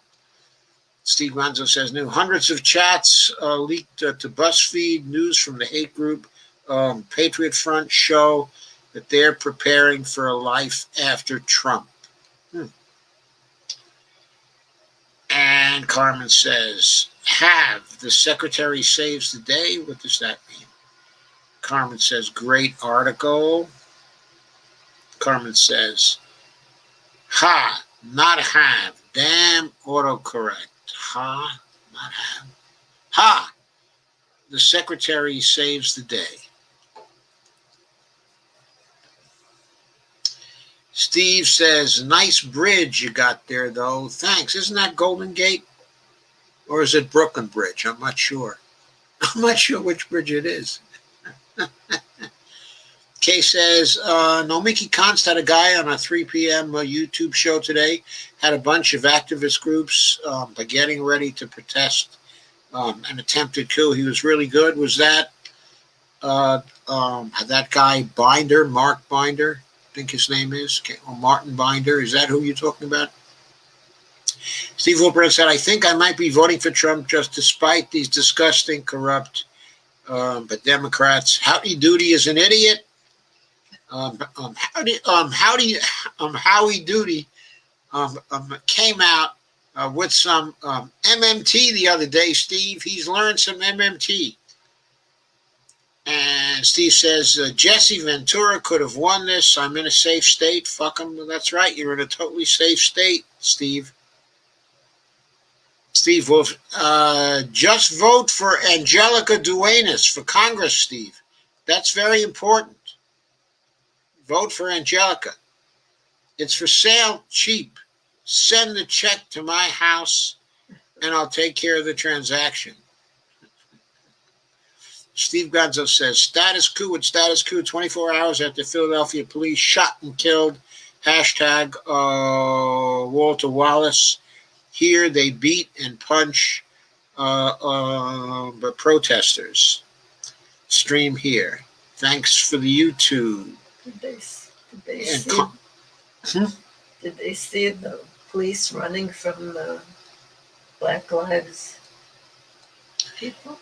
Have you seen the one about the police who were running away from the Black Lives Matter people as fast as their little legs could carry them? Carmen says, so I briefly read somewhere that Barrett can be impeached if the Democrats ever get some grit. Not only can Barrett be impeached, Thomas can be impeached. Sam Alito can be impeached. Gorsuch can be impeached. Kavanaugh can be impeached. They all lied. They all lied. They can be told what not to vote on, too. We can also do jurisdiction stripping from them. It's known as court stripping or jurisdiction stripping. Article 3, Section 2 of the Constitution, folks. The exceptions clause. Kate Clark Ryan says, not holding my breath on that. Carmen Muniz, not under Pegosi anyway. Well, who has to be under Pegosi? I think there may be enough of the progressives in Congress to deny Pegosi the speakership next time. Steve Gonzo says 2,500 plus new CV POS Ohio 24 hours. Phew. Not sure I understand all that slang, Steve Gonzo. Please spell it out for me. And Kay says, yes, not good in Ohio. Bunch of no-maskers here. Stacy, coronavirus cases. New 2,500 plus new coronavirus cases in 24 hours. Boy, that's amazing. That's amazing. Kay says, yes, not good in Ohio. Bunch of no-maskers here. Stacey Van Veen says Barrett should be impeached solely on improper installation. Carmen says, I'm not planning on holding my breath. I want to choke the Democrats till they lose theirs. I don't know if her installation was improper from the constitutional point of view. if she were to be impeached solely based on improper installation, then that would be a political impeachment. By the way, I'm for political impeachments. I don't have any problem about that. In other words, these appointments were political appointments, and so I have no problem with a political impeachment.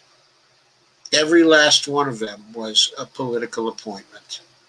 It was done because they were conservative, and all the Republicans felt that their votes could be trusted on the Supreme Court. And since the appointment of John Roberts, that has been true for every appointment which the Republicans have had. Actually, even before John Roberts, if we include only the Republican appointments, because Clarence Thomas was one of those votes also. Carmen says, that stupid baseball on again? And Kay says, I hear you. Steve says, Standing Rock assault 4 years ago today. Who assaulted somebody at Standing Rock? Did Amy Coney Barrett assault somebody at Standing Rock? Steve says, any complaints about this show should be written on the back of a $20 bill and sent to my location immediately. I will get them to the powers that be.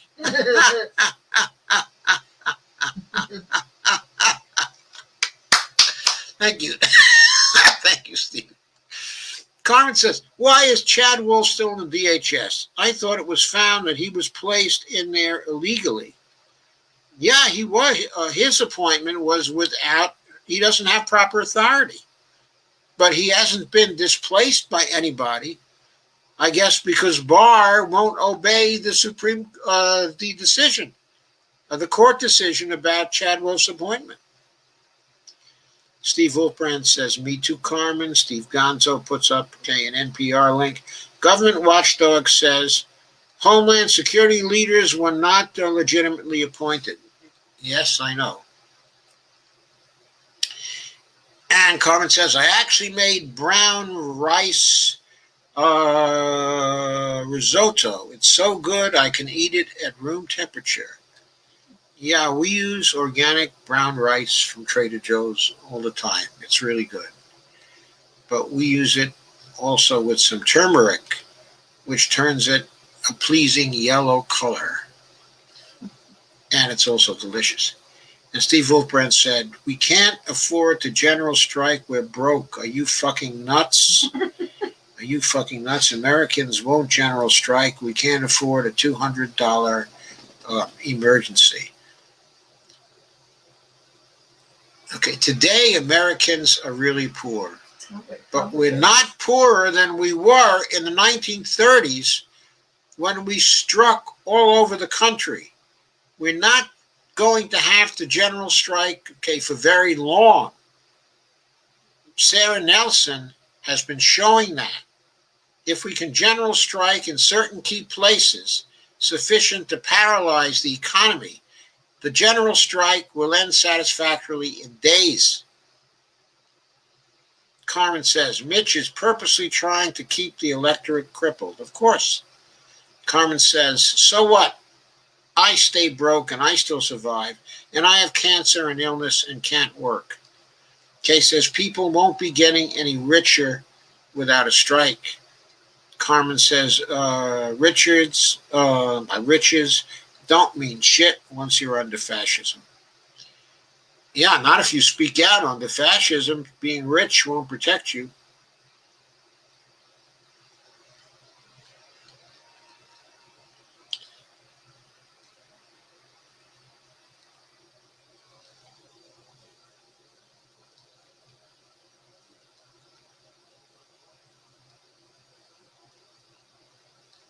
Sorry, folks. I had to scroll back. I lost my place. Carmen says, I don't care how much the so-called Christian evangelicals help fascism rise. I still ain't going to church ever. Steve Gonzo says, Philly PD smashed the windows of a passing vehicle that was trying to turn around. then dragged the parents out and beat them on the ground in front of their terrified children. Well, I think the police were probably terrified after they were chased down the street by the Black Lives Matter people last night. But I also think that the Philly DA is probably going to fix these PD people. I think he's going to fix them. I think he's going to prosecute them. Joanne says, share to all my groups. Thank you, Joanne. Steve Wolfbrand says, I think they should put our ballots in the price bag in the bottom of the Cracker Jack the boxes. Evelina said, why would you have to? Go to church, I mean. Sandy Degg said, I shared the short Turk from today. Thank you, Sandy. The short take. Sorry, I said the short Turk. I should have said the short take. Steve said, the Biden family is totally corrupt. Yes, Steve, it's true. The Biden family is totally corrupt. I believe that. So what? We got a choice between a totally corrupt family of Bidens and a totally corrupt family of Trumps. Who do you think has made more money off their corruption during the last 4 years, Steve? Carmen says, it drives me crazy too, Dr. Joe. How can folks not see the tyranny before them? I don't understand. I think it has to do with age, okay? Has something to do with age. When we were educated, when I was educated, going back to the 40s and the 50s, it was not so far from World War II. Even the 60s were not so far from World War II. There were lots of books. There were lots of classes on totalitarianism and fascism and the history of the time just preceding ours. So we became very aware of the evil possibilities of totalitarianism. We were socialized to that. So we can see this now. We can see it coming. We can see it almost here. But younger people who haven't been reading that old stuff and who haven't experienced it directly, in other countries, they're not so well able to see it.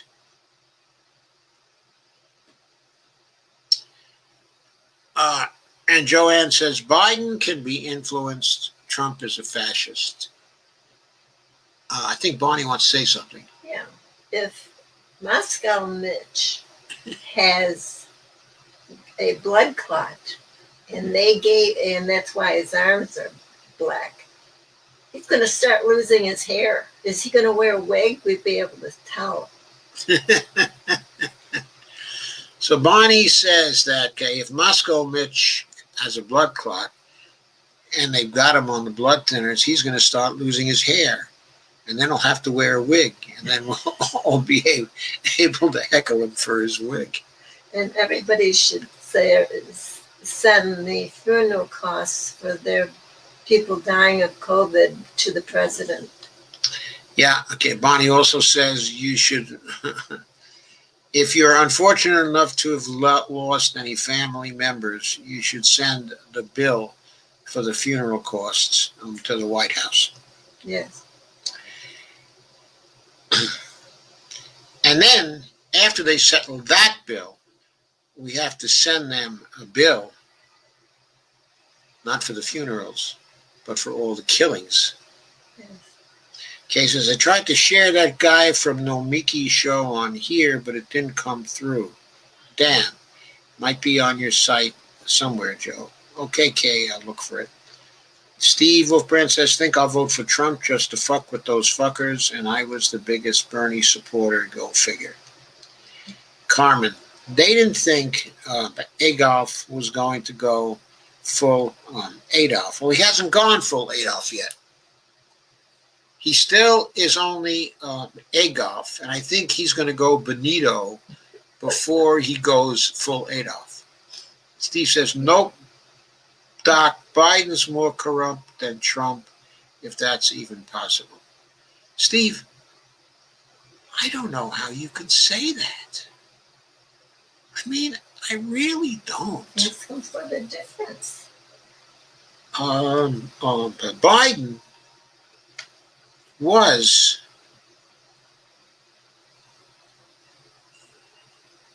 by the year 2000 the poorest man in the United States Senate at that time. He was the poorest man in the United States Senate until Bernie Sanders was elected to the Senate. If he was so corrupt, how could he be the poorest man in the Senate for all that time? He didn't start to dig in.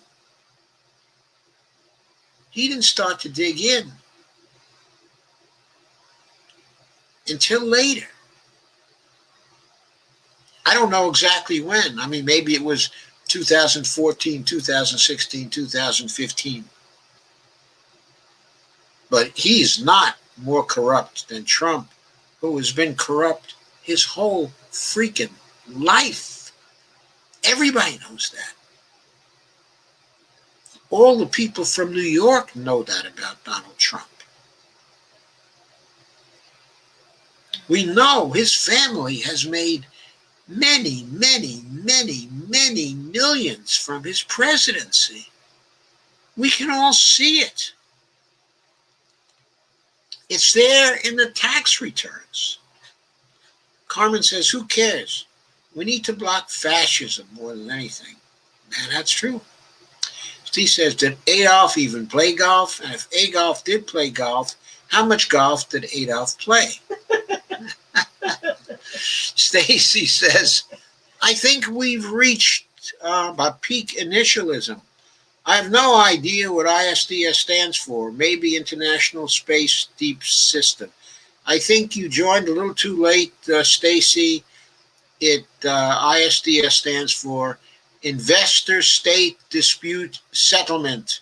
It was a clause in all the free trade agreements from long, long ago. It was one of the really corrupt things, okay, in NAFTA. It was a centerpiece of the TPP, the TTIP, the TISA. Give her more to worry about. It's Investor State Dispute Settlement. And what, it allows is arbitration courts run by corporate lawyers, by people who in their regular careers are corporate lawyers, and then they are selected by a committee to staff for a limited time, an arbitration court to hear a case where a corporation has brought a lawsuit against a government claiming that a law passed by a legitimate and democratic government has interfered with the potential profits of the corporation in question. And therefore, that corporation is entitled to damages from that particular democratic government.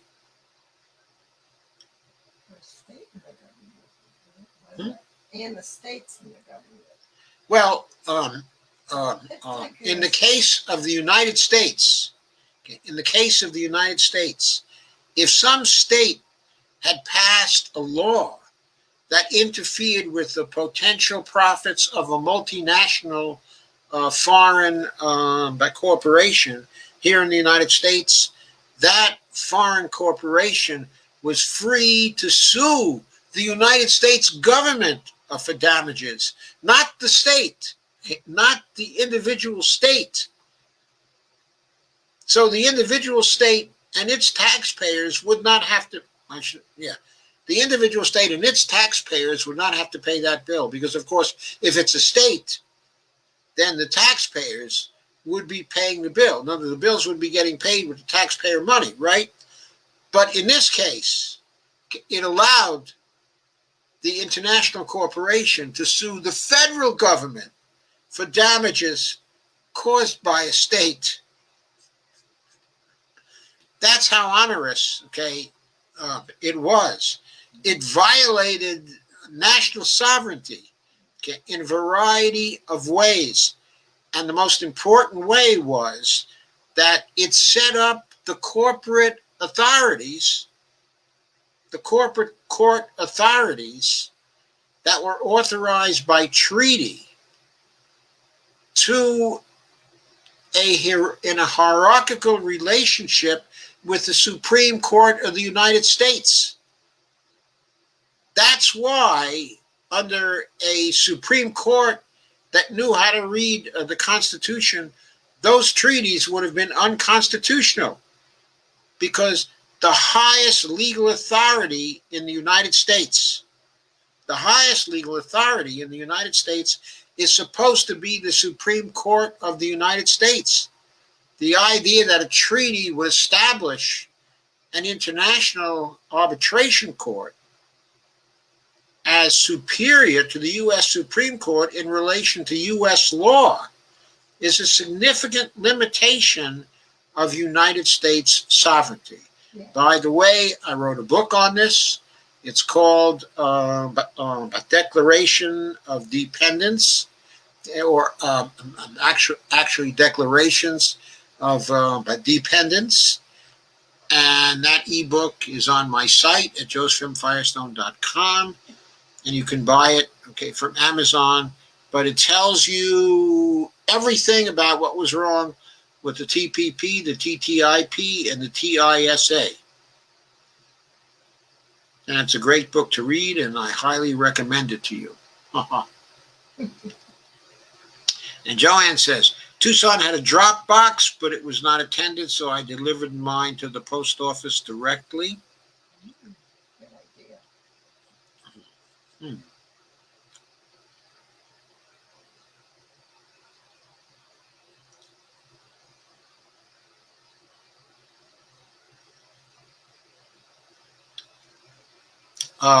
Was the drop box a mail drop box, Tucson? In Tucson, Joanne? Okay. Or was it a drop box the county had set up to receive ballots? Here in Loudoun County, there are drop boxes that are set up actually by the counties to receive the ballots. And that is the way to get one's ballot safely to the county in time to be counted. Kay says, ours here in Ohio was watched by a sheriff. Is that safe?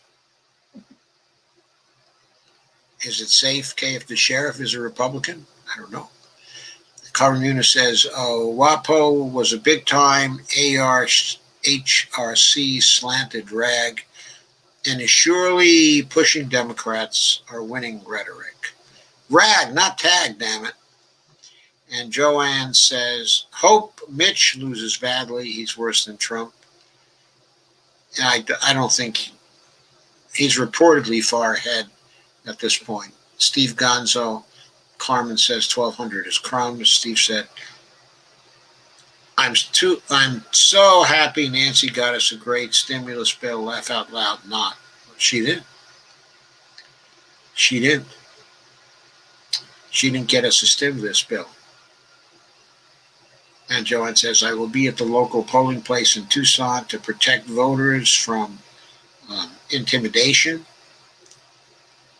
Thank you, Joanne. Steve says, Carmen must be loaded. I could use $1,200. It's better than nothing. Yeah, so can we. We can use the $1,200 better than nothing. But there's a time when everybody has to stand together. And with respect to the relief bill, that was that time. This was one of those times when we all had to stand in back of the relief bill. And when Nancy Pelosi wasn't caving, it was time to support her.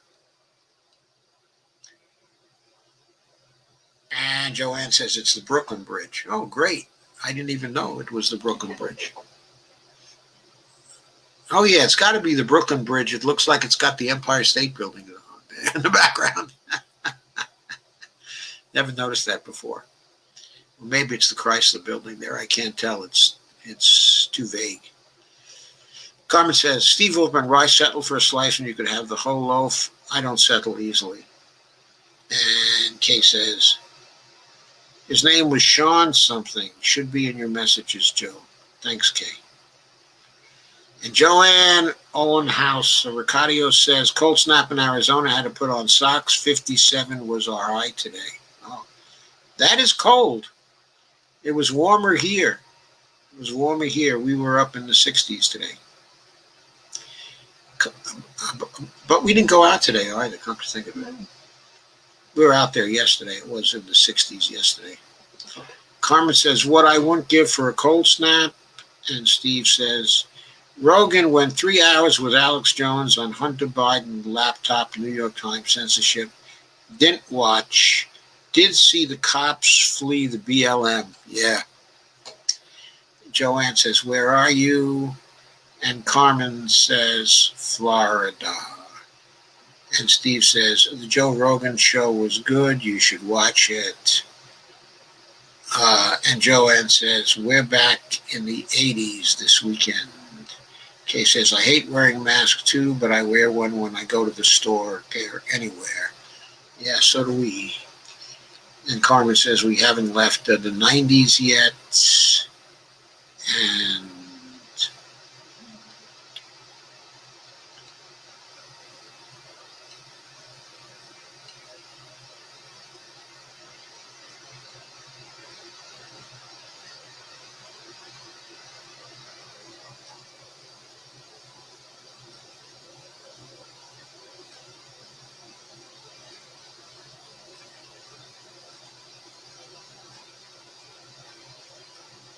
oh, God.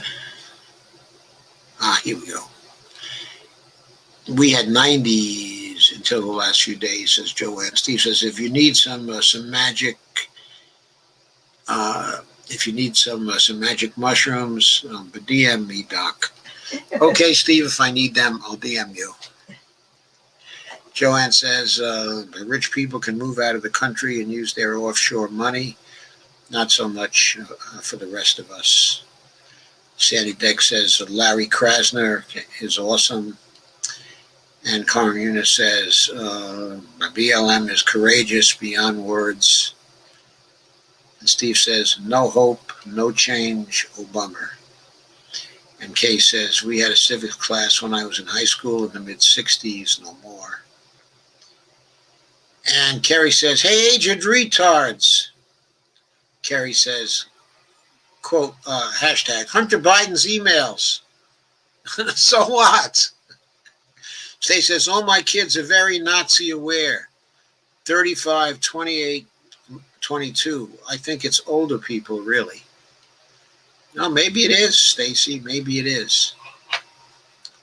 Maybe there's a situation where some of the older people are very, very clued into it. And where there's a whole gap, okay, in generations where people don't see the seriousness of it. And then the younger people do see it again. I don't know. Maybe that's the way it is. Carmen says, all this evangelical empowerment in government is to force everyone back to Jebus and the control it entitles the churches along with that research project blitz. Sandy says they don't teach history anymore. They teach to tests. No real conversation on events in the classroom. Yeah, that's kind of what I thought. That's why people were not educated about the dangers of the Donald Trump-like figure. Kerry says, Guy, you look like you're sitting on a full pair, okay, of Depends. Sorry, Kerry, not yet. Steve Manza said, I've seen all the Biden material, Steve says. As Mitch's hands are changing to flippers, he's becoming a turtle. Kerry says Biden is corrupt. Kerry says, laugh out loud, poorest man. Kay says, yes, Sandy, I know that is the problem. Kerry says, laugh out loud, you fucking retard. Laugh out loud. Who is this retarded mummy on this broadcast? Laugh out loud, what a fucking clown you are. Why does Hunter Biden have nudes of his niece on his laptop? Hey, schmuck, am I really going to believe anything you say? Sandy says, I'm talking, of course, to Kerry Fitzpatrick. Sandy says, Trump is a sociopath. Biden is just a jerk. I would take the jerk over the sociopath. New Jersey knows Trump is a disgusting excuse and waste of the human body. Yes, because New Jerseyites are very close to New York people. Steve says, nope, Doc. Biden got $3.5 million from the widow of the Moscow mayor. Wake up. When did he get the $3.5 million from the widow? And which Biden got it, Hunter or Joe?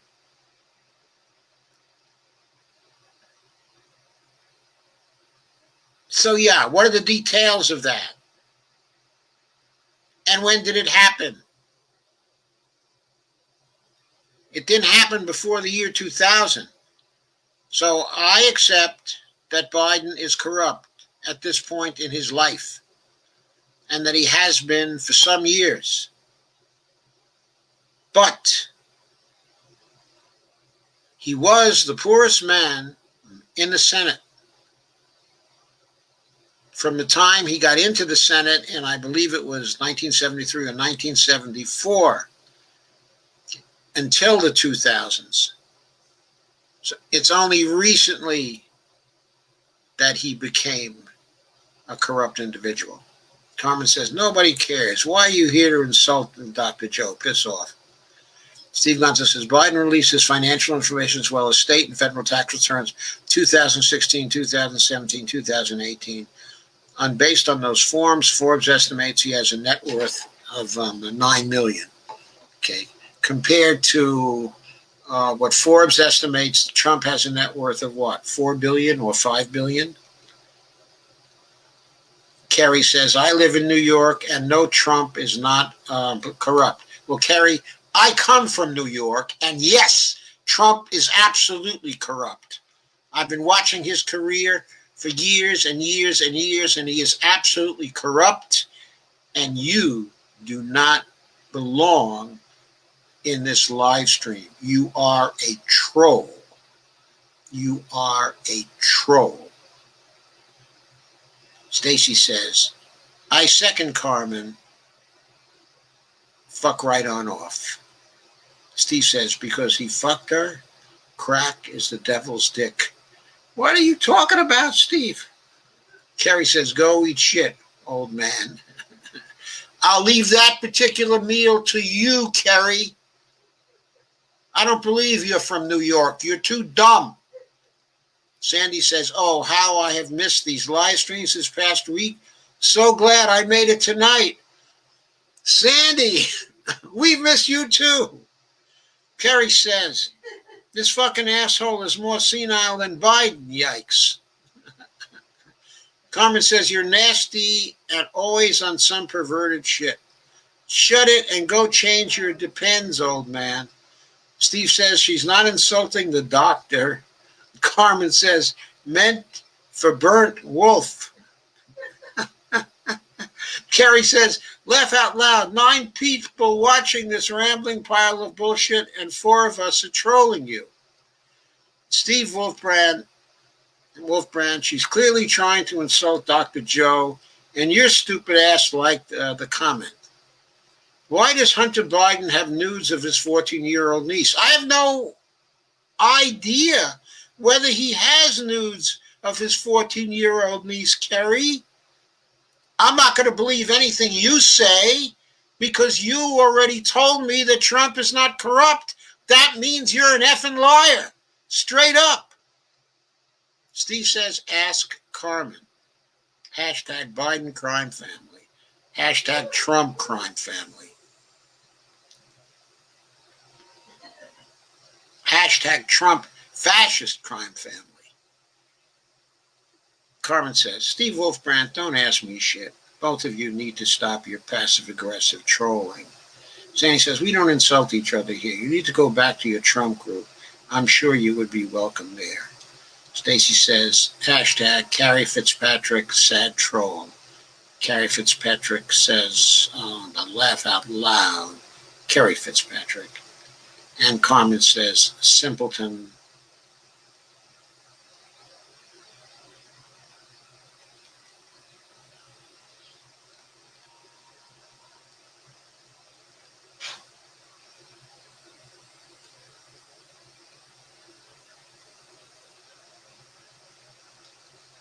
Why did Hunter Biden accept $3.5 million from the mayor of Moscow? I have no idea why he accepted $3.5 million, or even if he did accept $3.5 million. Do you have proof he accepted $3.5 million from the wife of the mayor of Moscow? By the way, I think it was the wife of the mayor, of Moscow. Stacey says, nobody fucking cares, troll. Hunter isn't on the ballot. Carmen says, no one cares. Steve says, good question, Steve Wolfbrand. Kay says, raining again tonight, so tired of the gray weather here. Kerry says he went quiet. I think he's pooping. The Biden crime family is on the ballot, said Steve. Carmen says, the magic mushrooms make you smart, not simple. Steve says, I care. Carmen says, Steve Wolfbrand, because you're an attention brat. Steve says, imagine a NAPO-filled Biden White House. Laugh out loud. Catherine says, I'm from New York too. Trump shit goes back to the 80s. And Kay says, thank you for calling out Kerry as a troll, Joe. Well, this is the last time he's going to be able to troll here. And Steve says, Epstein era crimes. Steve says, well, this was interesting. And Kay says, we love each other on this group. And Carmen says, but don't we have a Nepo full Trump White House now? Well, I don't know if it's full of the Trump family. It's just got Jared, Ivanka, and Trump. And, of course, the First Lady, Melania. Except I kind of think she's no lady. Anyway, I've come to the end of your comments. I think it's sufficiently late for me. I've been on for close to 2.5 hours. I will be back tomorrow.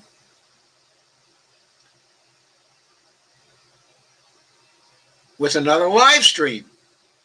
And I hope to see you all again, with the exception of Kerry Fitzpatrick.